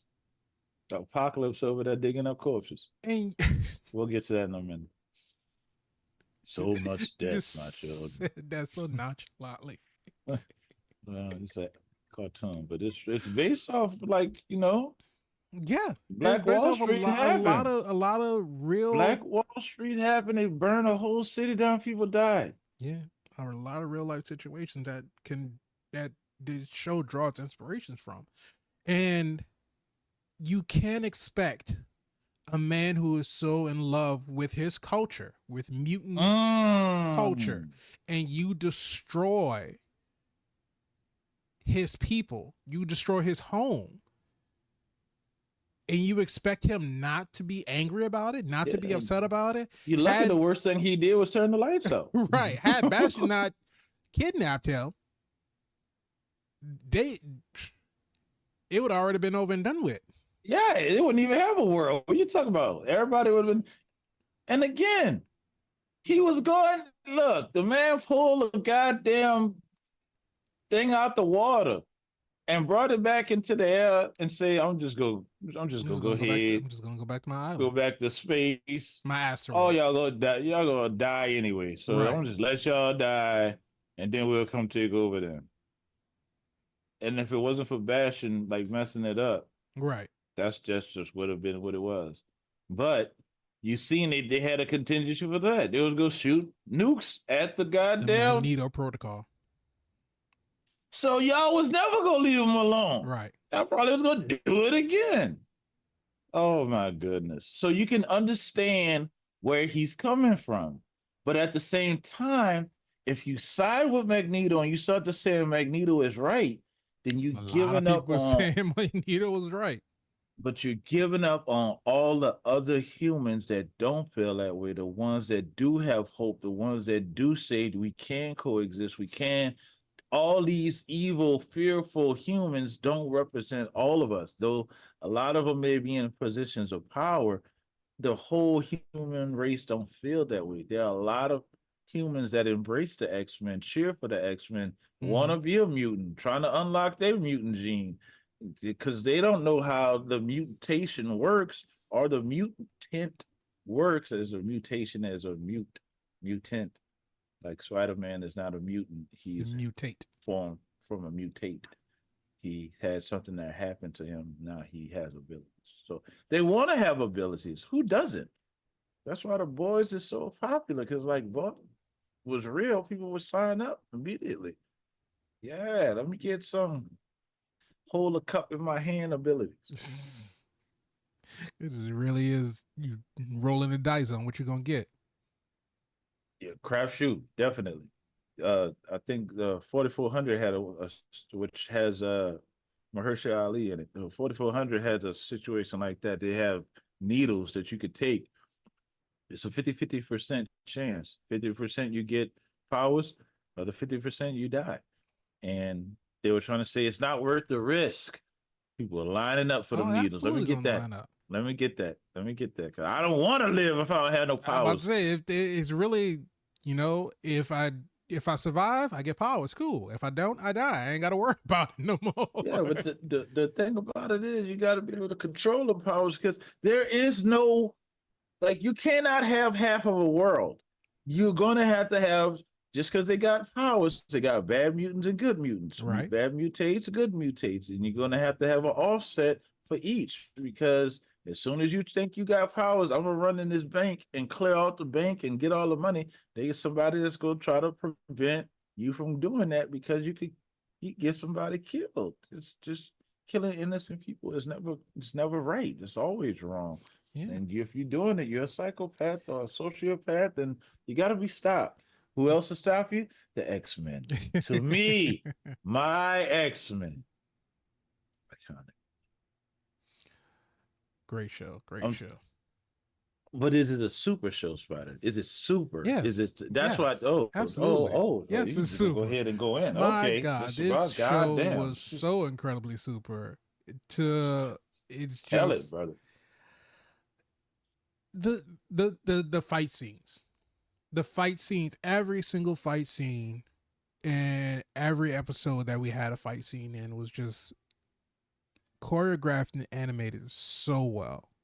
Just Mm. like just some like because we talked about Cyclops using his optic blast to Optic moonwalk. blast.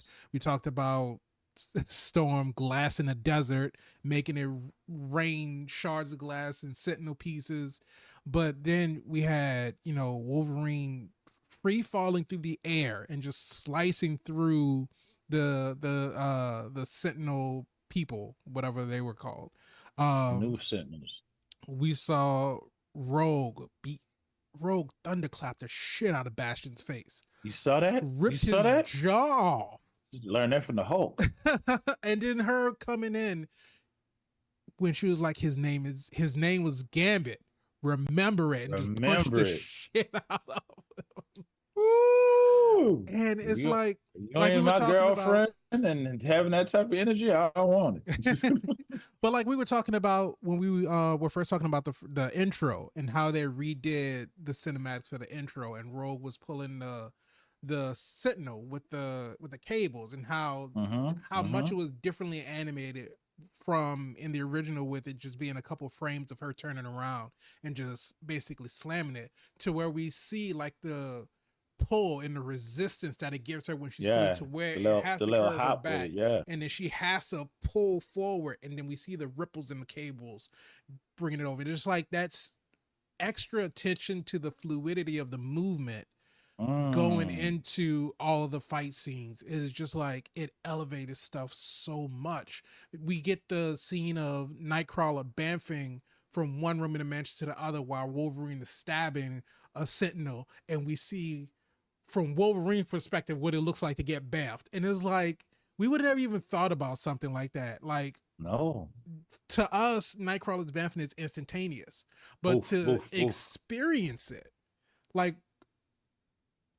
like it's Right. just so mind-blowing. And it's just every single one of those scenes that they were having these intense epic action battles, and it was just Gambit, and we saw Gambit and Wolverine do their little power combo move, but then Gambit and Rogue going after the Sentinel kaiju, and that, I feel like episode 5 should go into like for Emmy consideration, because the Remember It episode.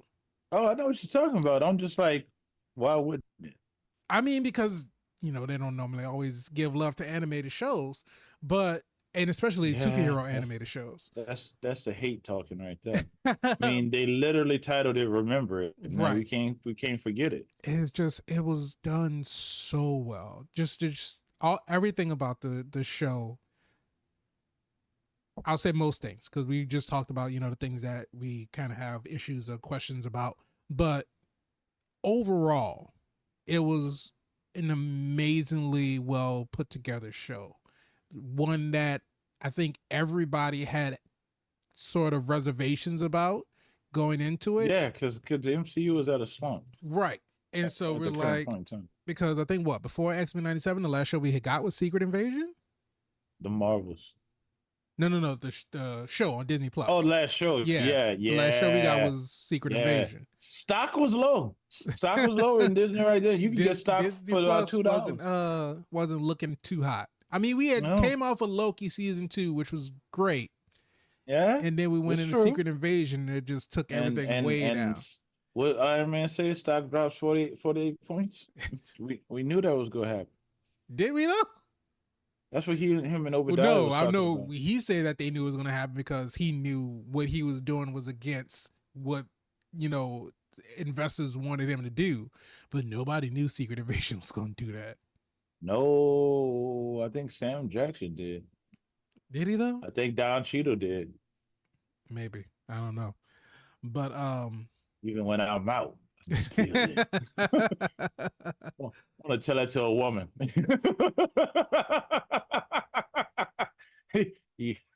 Mr. VIP, Frank U. Washington. Even when I'm out, I'm still in. Then I leave. I'm still in. I was are you out or are you in at that point? Exactly. But Mr. VIP Frankie Washington. Sir. When it comes to X-Men 97. Na. Is it super?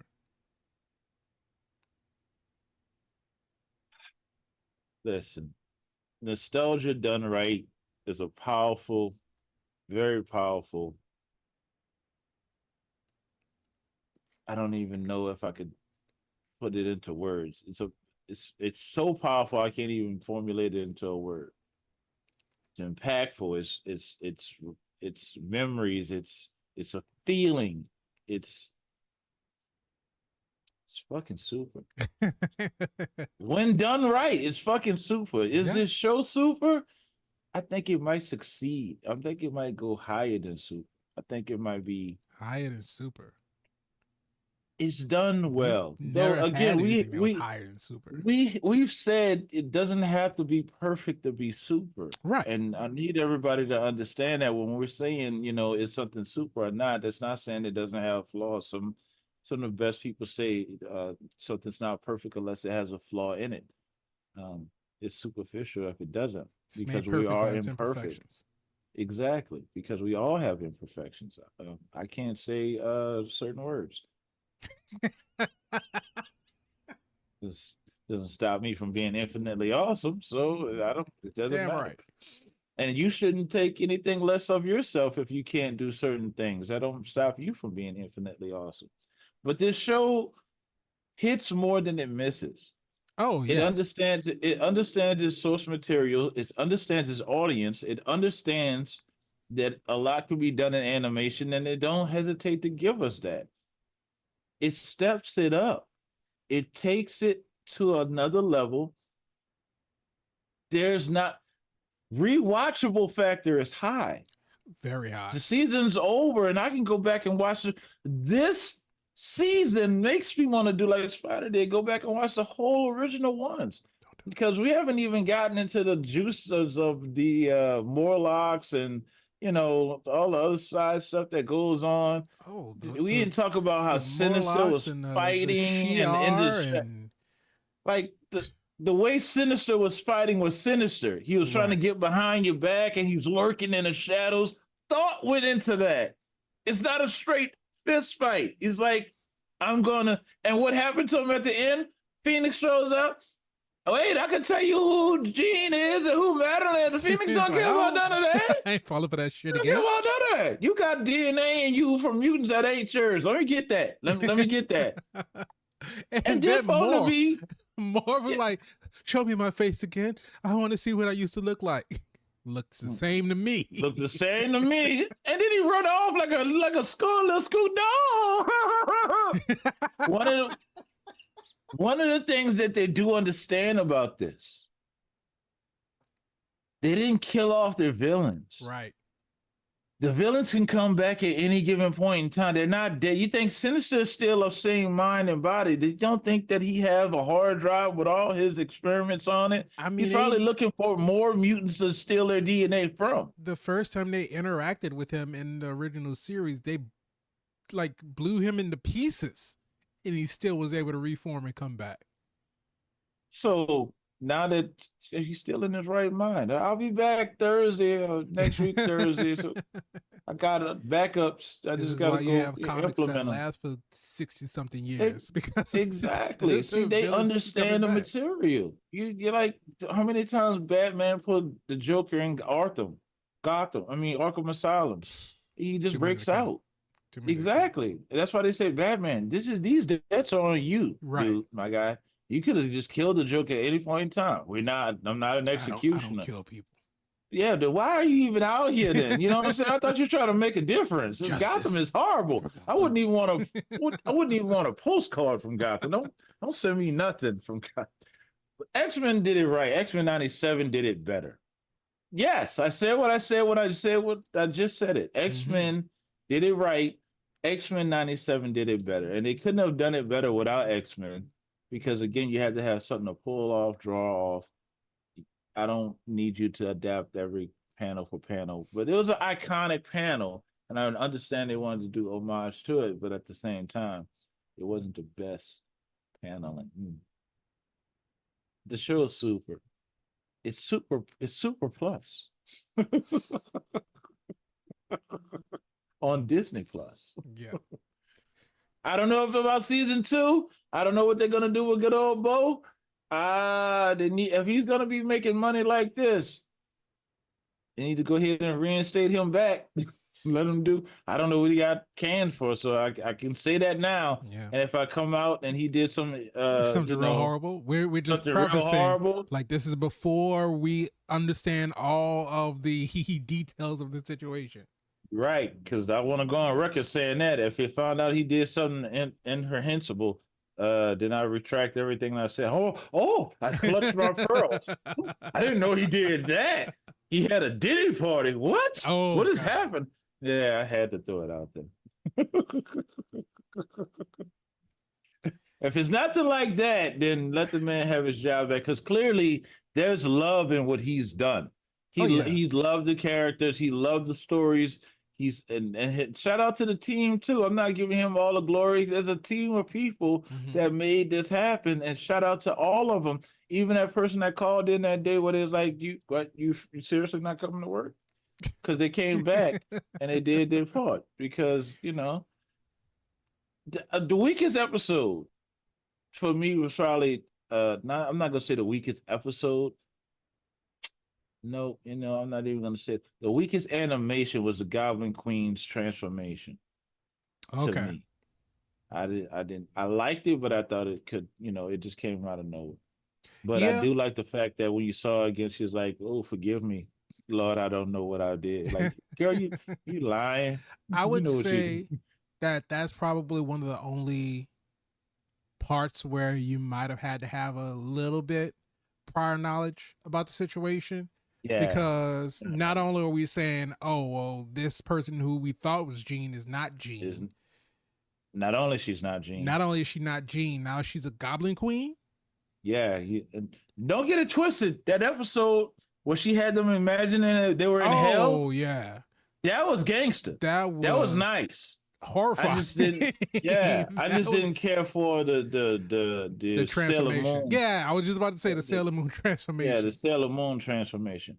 But I appreciate it once we got through it because she was a totally different person. And then also the way that the show set it up for her to say, "Call me Madeline Pryor." It was like if you didn't know about the situation beforehand, it was really like, well, why that name? Why'd you pick that name? Like they really she had priors beforehand. But yeah, they really made no reference as to what the significance of the name was and why she would choose that. Because you're doing a lot. You're paying homage. You're telling and that was story, a lot to fit in one episode. It really, but they did a real decent job, though. I'm not gonna say that they didn't. They fast tracked through a lot, and I heard the new streets. Can I call the internet the new streets now? I I mean, heard the yes. new streets. Oh, you heard it here on All Things Super first, baby. Um, I heard the new streets saying that they didn't know if they were going to get a season two, so they try to fit as much in as they possibly could. I So got you. maybe Bo DeMaio knew he was getting fired before I don't know. But That's why he put himself in the show as much as he did. Like, look, it, they ain't gonna be, they won't fire me. They're not gonna get me out to this animation. I would do the same thing. But the attention span of you capturing new audiences, old audiences, it's I would like for them to slow it down Yeah, a little bit to take a little more time with it. So instead of just green lighting a season two, how about we green light a season two, three, four, and five? So they can set the pace pretty nice and still tell a story. yeah, That's all I'm saying. and I But mean, because they'll cancel you while you're filming. we So we got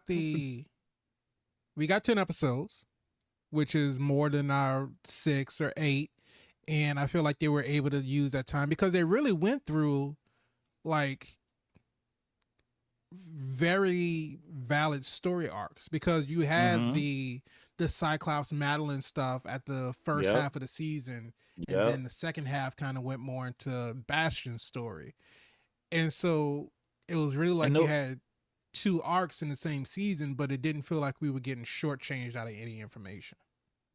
and where else did you get the Summers family trip when the Summers were fighting? That's when Cyclops, Jean, and Cable were fighting. He's like, "You She got a strapped him Porsche?" up, Like, put him in yeah, his seatbelt. that was hilarious. He's a grown man, and for her to embrace him as her son, and then for him to still try to kill her, and Right. like, oh, But also, we sinister. get to see Cable use his telekinetic abilities for the first time in the animated series because we always see like his eye twinkle, but we never got to see him actually use his powers. But and for him to say my mother was a world class telekinetic, and the apple doesn't tend to skip a generation, and then just unleash it is like, oh, that's badass. They know what they were doing, and I'm just, I'm just. Clearly, they watch our show because we've talked about not having these short seasons, 4 episodes, 3 episodes, one night special type of, you know, seasons, and I I appreciate it. mean, I can't say whether they You do or can't say whether they they don't. can't. I Yeah, can't there say you whether go. they don't watch it. I can't say whether they do watch it. I will say this for everyone who does watch it, we sure do appreciate you. Absolutely.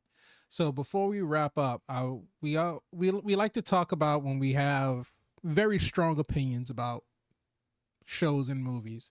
We want to know what the rest of their audience is looking like, what they think about it. So we go to Rotten Tomatoes and we look at what the scores are. That's the old streets. That's the old streets. I thought it was still on the internet. It's not part of the new streets. Okay, it's half and half. It's fried green Rotten Tomatoes. But typically, when we look at Rotten Tomato scores, it's always the critics are a little bit harsher on things because, of course, they're always looking at it with a critical eye. They want to talk about artistic, creativity Liberties. and Yeah. thematic writing and all that other kind of Yeah. stuff. So they're a Yeah, little all bit this more shit was good. critical, and so your audience score is typically higher than your The critic critical score. score. Right. I think this is the first time that I've seen critic score be higher than the audience score. What? They've clearly paid to say this. Maybe, I don't know. But on Rotten Tomatoes, and this is after the season's over, because Mm-hmm. normally what happens is you have some people that'll wait until the season's fully out, especially when it's releasing week to week. They wait until it all 9.8. comes out until they can watch all of the episodes together and binge it. And then those are more often the people that come back after and they start, We call those not real fans. if they have a negative review to leave, they'll leave a negative review. So the season's been over for a week. So all of the episodes are streaming right now. And so, did you make a guess for the audience score? Yeah, I said 9.8. 9.8. So 98. because it's Okay, in that percentage works. out of Oh, 100%. well, 98%, like 98 degrees, like 98. You're not far off. So the Okay. average audience score is 95%. Okay, The critic score is a clean 100.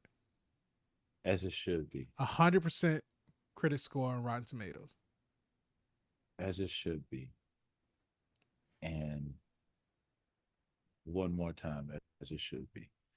Listen, as far as animation, y'all gotta step y'all game. Y'all can't come with no Hello Kitty stuff right now. X-Men. Now, here's a question, Spider, because we get into the deep conversation, like the deep part of the pool Right. without floaties. We get deep. And I'm We can't, 5'7", so I can't and get that deep. well, I can't swim in water that has no bottom. So don't leave So me in the we're gonna get ocean. moderately deep. I need floaties, but we out here now.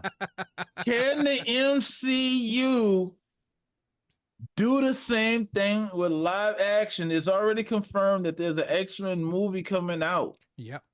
I'm not even asking this question, are we going to pick up after 97, or is it going to be a reboot, or is it what's going to happen? Can they? Because it's a movie. You see, we just talked about 10 episodes, having character arcs, having flushed out characters, having character motivations, having consequences to character actions. Example, Cyclops, I will not abandon my son. Five Like my minutes father later, did me. I gotta send him to the future. Right. Okay, that's what, and then he comes back, takes ownership of that. Oh my I God, didn't do that what I scene's so didn't do the first good. time. What are you talking about? I didn't say goodbye. I'm saying goodbye now. We're not gonna make it. That Letting you scene know was now. so good. Can you fit all that into a movie? I don't think you can. And now the new streets is talking about, they could just transfer this over and do it in a movie. I don't think they can. I don't think they could do it. I'm gonna be honest with you. I think the new X-Men that they go drop is go flop because you can't get all of that So in here's the the thing: 3 hour movie. first of all, you shouldn't try. You absolutely should not try to put all of that into a single movie because one, we're building off of content that has already been created. So we already know who the Friends of Humanity are. We already know the situation that's going on, what the temperature is between humans and mutants. So we already have that framework that we're building off of. We know that Charles is gone. So where we go with the X-Men from here? The big surprise reveal is that Charles left the X-Men to Magneto. And so we're dealing with that on one front. But then at the same time, we see that Sentinel Tech is being created, or new tech is being created from Sentinel Tech. So we need to investigate, figure out where that's coming from. While that's Right. going on, Magneto is now back in the public eye, so he needs to answer for his crimes. While that's going on, so Uh-huh. because we have an episodic television show, we can shift the story every episode.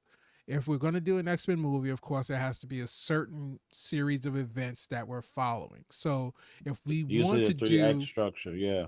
if we want to do the essentially the first two episodes of X-Men 97 where Charles is gone, Magneto comes in, he's taking over the X-Men, where you find that No. Sentinel tech is being used in the streets. We got to investigate, find out where it's coming from. We I find don't out think they that, should do that. I don't well, no, think no, they no. But should what I'm saying is that if it's, rehash this story. no, I'm not saying that they should rehash the story, but what I'm saying is that as far as content goes, what the story could be about, that's about as much content you would take from a TV show standpoint to put in a movie. Gotcha. Because, like you Gotcha. said, if you're not thinking about franchise, then what are we doing? We're not going into this I saying love that when we're I say only that. going to get one X-Men movie. So we can't just try to put an entire comic book arc in one movie.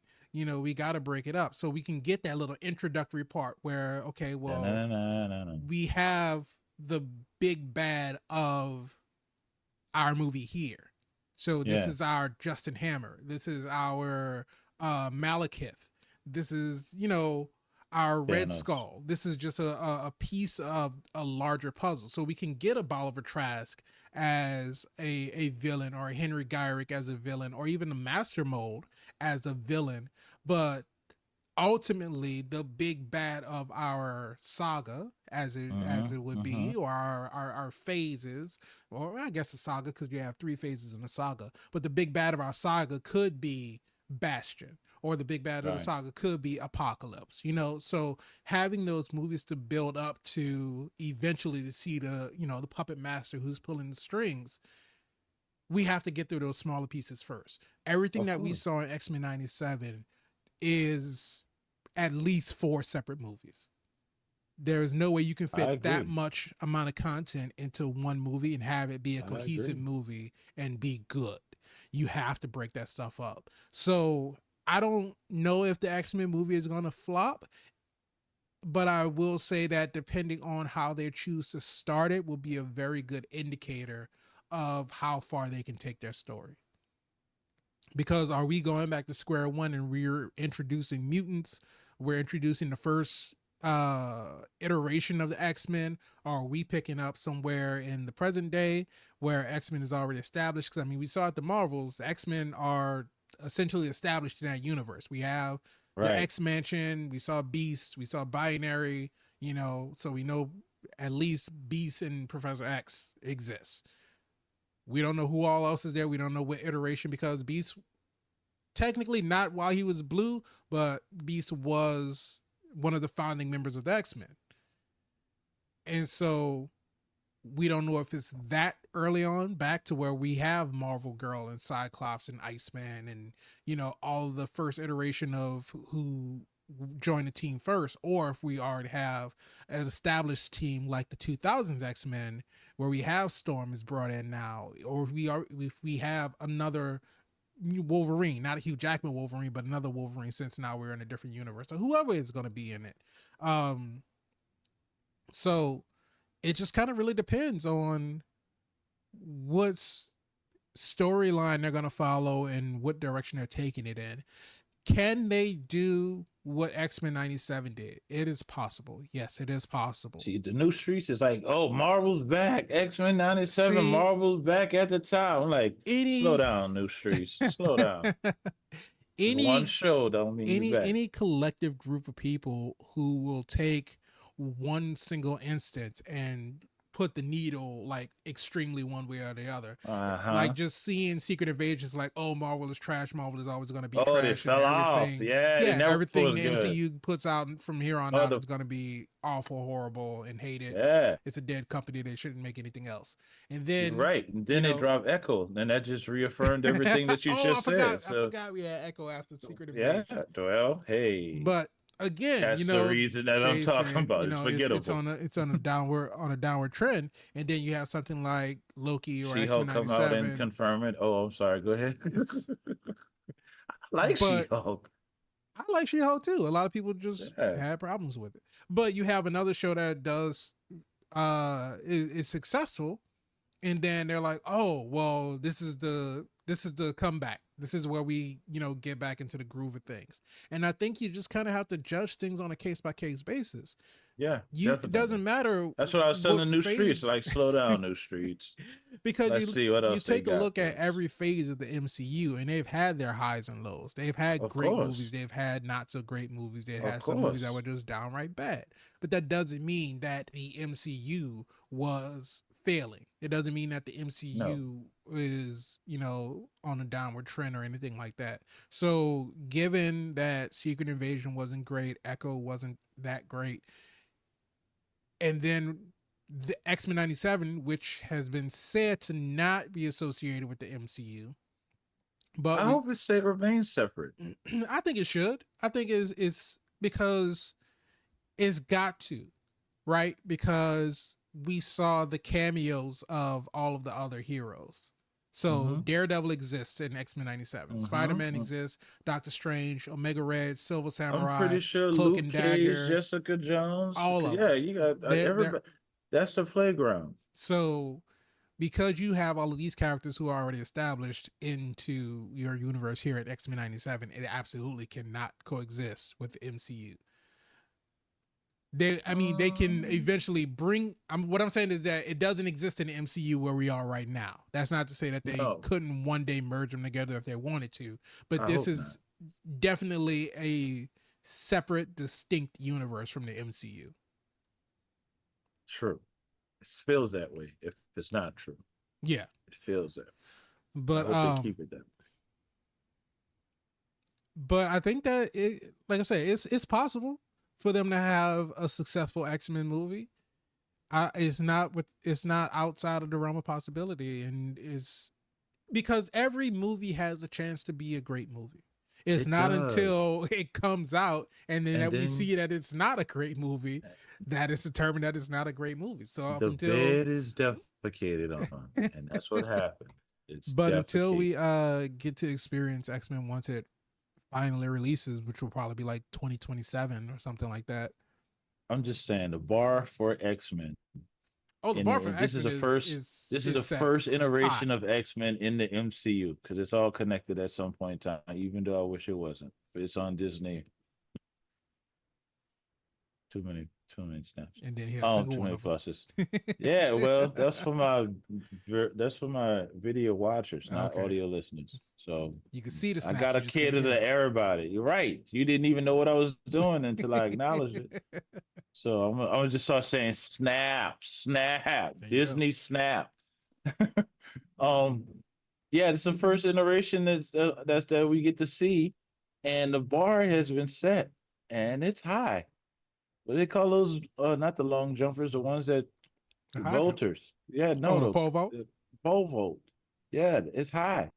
You got to get the whole body across the bar, and they just went up on the pole. So you got to get all of them X-Men over that, even the ones that didn't have speaking lines as a whole. And if you can't do it, then leave it alone. That's it. I said what I said. That's right. I'm not taking it back. Well, one, they're Like not Mickey going to leave it did. alone. Say what I, They're not going to leave it alone. too much money to be made. But it'll be interesting to see because the characters that get cast will start to give ideas of what storyline will get followed. So once that starts to get released, then people will have a little bit more of an idea as to We what we're seen looking Silver at. Samurai. We seen Omega Red. There's no way those two characters don't come into the future. We seen Spider Man and Peter Parker. There's no way that Spider Man don't get involved. We've seen Tony Stark. We've seen Captain America. There's You talking somewhere about an along the X-Men line. movie? I'm talking about in the X Men '97. Oh, well, I would imagine that next season of X-Men 97, yeah, we'll still get cameos, but like you said, it'll be like non-speaking parts. It'll just people that show up No, for I'm thinking whatever they're reason. gonna be villains. I think they're gonna have to deal with these villains once they get done with the time displacement. Oh yeah, we didn't even talk about that at the end that everybody's spread the fuck apart. They broke up. You mean like a band? Are you in a band? Yeah, and we have no idea where Logan is or Morph is, and Um, Wolverine's still stripped of his adamantium. I think How's he gonna get that back? yeah, I don't know about that one, but I think Bodemeo said that um Wolverine, Storm, and Morph are in the future with Jean and Cyclops. Oh, you didn't see him. No, they didn't show him, but I think that's what, if I remember correctly, that's what he tweeted out. Or he See, answered when somebody guessed that. clearly this man still have a job because I wouldn't tell Like, I y'all ain't telling y'all nothing. shit. What? I don't even work for them. No, I'm trying to see what DC talking about. I know go straight to the That because would be he has a great show, and if if he got to sign his name on it, James Gunn picks up Bodemeo, it's like what? Uh, that would be funny, It's not a good but look for also Disney. also be kind of brutal. And then he goes Not a on good to look for make Disney. You need to back a show that's just Teen as good, Titans. if not better. Oh, Teen he went Titans back and Doom he Patrol. What?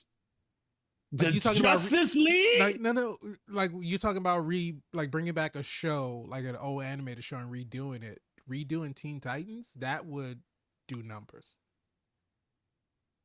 And then all of the voice actors are still voice acting, so you could bring back the whole original cast. Listen, I think Disney need to learn from these mistakes. Stop firing people. You like do like the comics. Nobody dies. I don't care what's going on in their personal life. You gonna come over here and see these good acting skills. Oh no. Unless it's something that's just deplorable. Yeah, You so know? we just gotta we'll just have to let that one play out when it plays out, because I think that, like I said, for whatever reason, with it being this long and nobody still has like any hard concrete confirmation as to why he got let go, it's got to be something that they are seriously keeping under wraps. But it's not. Or But it's not something that's considering, bad enough to where he's not on social media. Like, he loves social yeah, media. yeah. Are they considering letting it go? Because like, if we never tell anybody and we hire you back, we could just say it was a contract dispute or a misunderstanding of some Yeah. kind. But I think they want to make sure they could bury whatever it is if it's something deplorable. But is it deplorable? We don't know. We No just know idea. that we got an amazing animation that picked up where X-Men left with X-Men 97, and clearly him and his team did the work, and I'm appreciative of it because there's not one episode that I really didn't enjoy. Not one. Like I Yeah. said, every episode you had an action scene, you had dialect or dialogue that you were taking something away.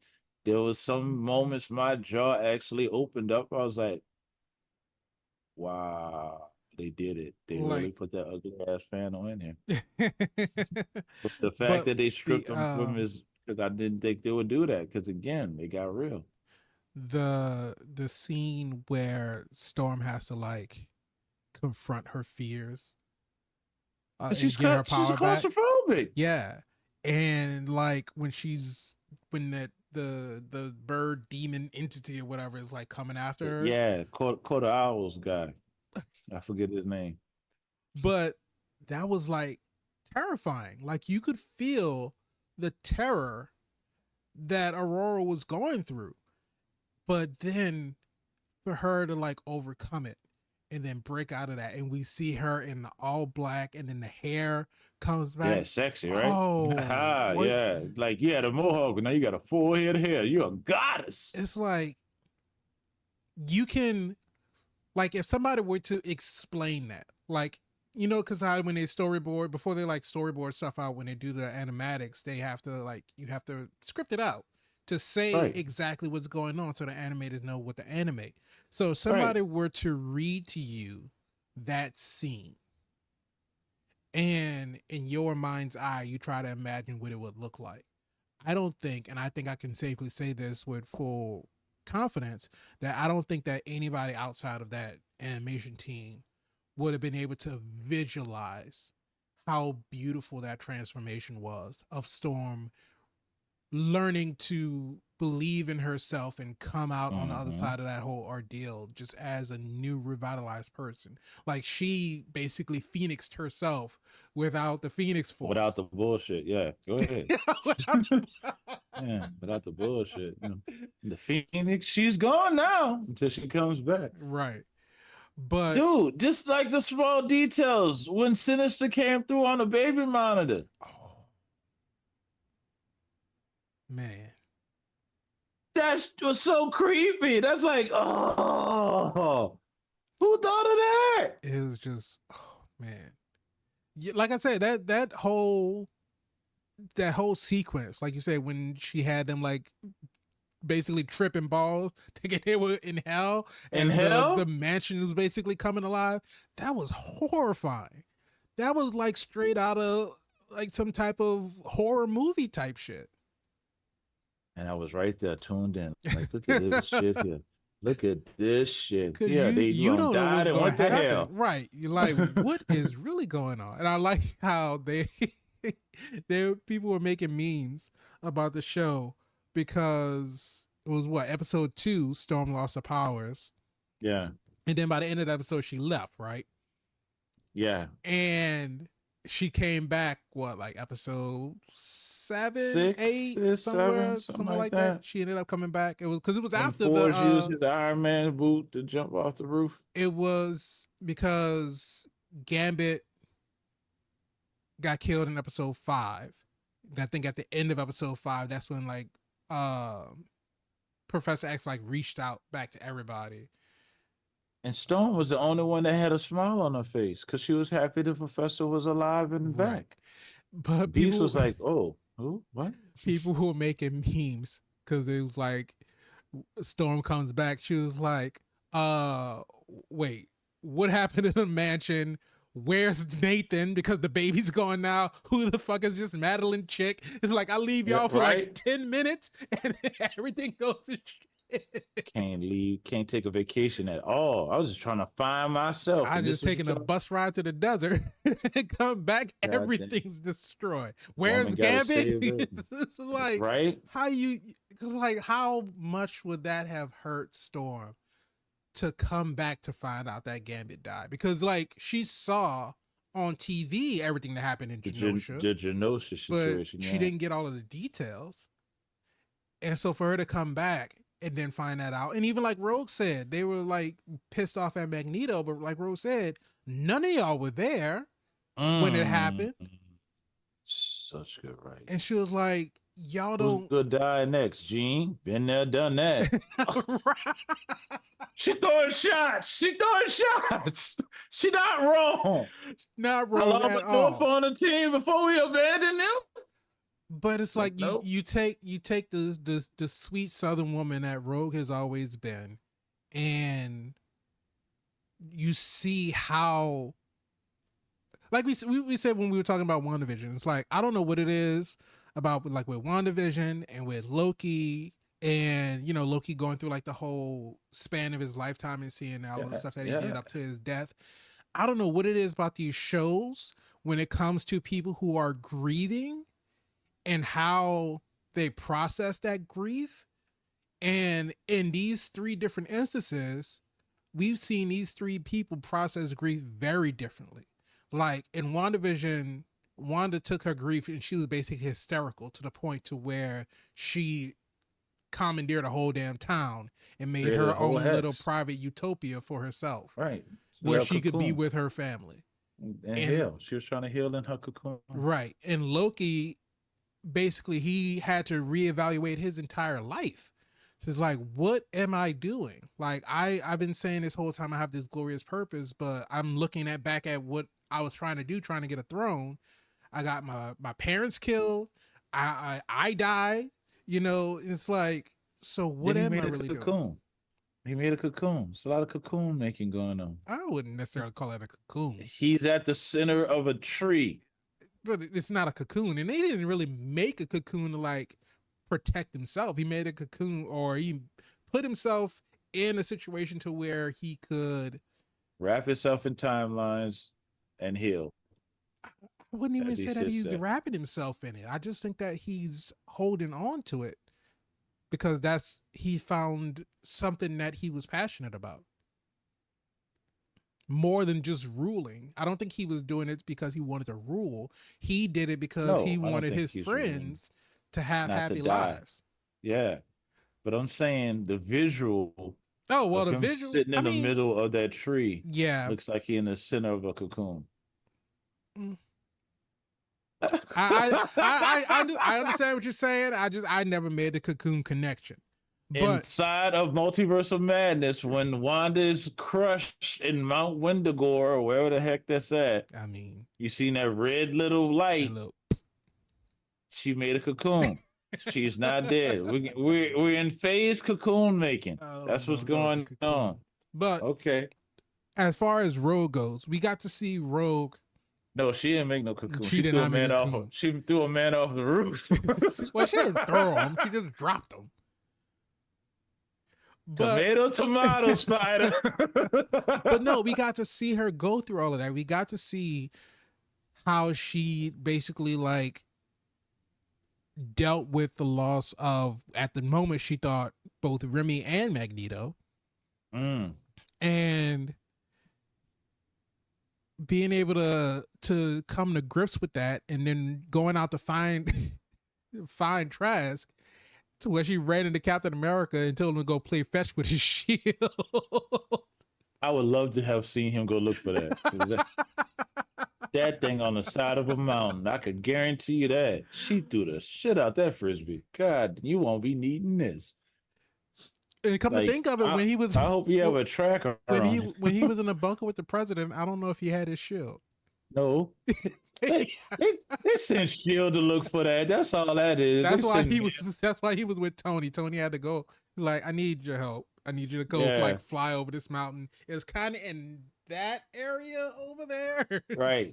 Because Riri Williams was not born yet, so she can't create a vibranium detector. So that's got a lot of good manpower at work right there. Yeah. Climbing the side of a mountain to find this shield. But yeah, but just like, yeah, her dealing with that emotion, like really giving in to that anger and just dropping Trask off the roof. And everybody, like, especially, oh my God, the relationship between her and Kurt. The relationship between Rogue and Nightcrawler was so beautiful, and it was so touching. It was a brother and sister thing. And it's, I love being able to explore all of these different relationships that we didn't get to explore. We've done more relationship exploring in 10 episodes than we did in an entire 5 seasons of the original X-Men run. I feel like we got so in depth to almost everybody's partnerships. X-Men 97 did it better. It took it to another level. Yeah. And there's wait to season 2. so much more that we could talk about. 3, though. We'll see what happens. We get Bo and his team back. They could bring him back. We don't know. We'll see. It all depends on what he did. Yeah. Clearly he wasn't just stealing out the Disney store. Maybe that's what he was. Maybe he took some some mouse ears. I don't know. And didn't tell nobody. And they put him in timeout. They said, "Hey, you gotta go. You fired, dude. You can't steal that merch. Should have just asked for it." This is the mystery has to be solved at some point. They're gonna have to release something because let's just hypothetically say they drop season 2 if it's already being animated right now, right? So season 2 goes and it's a hit. Season 3 comes, he's not returning. The new streets are gonna want to know why. They're gonna want answers. I don't know if you know how the new streets get down, Spider, but I'll give you an example. January 6th. Listen, they'll be down there in Florida and California at the gate of Walt Disney World and Land. Even though that's not where the headquarters at, they don't know that. They're gonna be trying to get in the theme park. You're absolutely right. You are absolutely right, because that's exactly what those fucking idiots would do. They would go to the Disney theme park. They don't know that's not where the headquarters at. My God. You're out here. I need Bo to be back in charge. I love our show, and I love y'all for watching. I honestly do. But let us know what you thought about X-Men 97. Did you enjoy the show? Or listening. Yeah. But let us know what you thought about X-Men 97. However you ingest it, you might take this show and rub it in your skin. I don't know. I don't know how that would be possible. Don't want the holes again. Let us know what you thought about X-Men 97. If you enjoyed the show, tell us what episode was your favorite, and if there were any things particular about the show that you didn't really care for. We love to know all of the critiques, the criticisms, and the likes, so the highs and the lows. So let us know, leave us a comment. But remember, if you like this episode, go ahead, hit the like button, subscribe to the channel, hit the bell so you can be notified when we have new episodes that come out. If you want the audio version of the podcast, just search for All Things Super on your favorite podcast streaming platform. And if you want to reach out to us on social media, just click the link in the description below. The name's Mr. VIP, Frankie Washington. Remember it. And leave a comment so we can read it. Leave a comment so we can read the comment. This was a great show. Our show was a great show. That's what I was talking about. Oh, I thought you meant the X-Men. I mean, X-Men 97 was a great show too. But our show better than that show. I can't say that. Whoa, I can. I I said it mean, for both you of us. can. I I think you would did. have I 100% of said Rotten Tomatoes disagreeing with you. those guys will score whatever you pay them to score if they didn't watch the show. It's very rare that you have Yeah. I 100%. think there's a short list of 100% on Yeah. Rotten Tomatoes. Like it's this X-Men 97. I We're think not on Rotten Avatar. Tomatoes. Wait, oh, so we was talking. No, no. Clearly, I haven't had enough to drink. But hopefully we get some news about what's going to happen with X-Men 97 season 2. Probably it'll be out sometime next year. I don't know. Things take a while to animate, and if Invincible is any gauge, the wait could be anywhere between a year to like 4 to 6 4 years. years. Yeah, I'd say 4 or 5 years. So It'll be 2029 before we get 98. we get X-Men 97 season 2. It's just the fall of 97. That's crazy. Oh man. But whenever they do, let us know when we have season 2 coming up. You know we'll be back. We will be watching it. We will be reviewing, and we'll be asking once again, is it super? But thank you all for joining us for this episode. We really appreciate all the love and the support. We will be back for the next one, but just remember, until then, keep being super. Do as you're told, or we will come to your house and make you do it.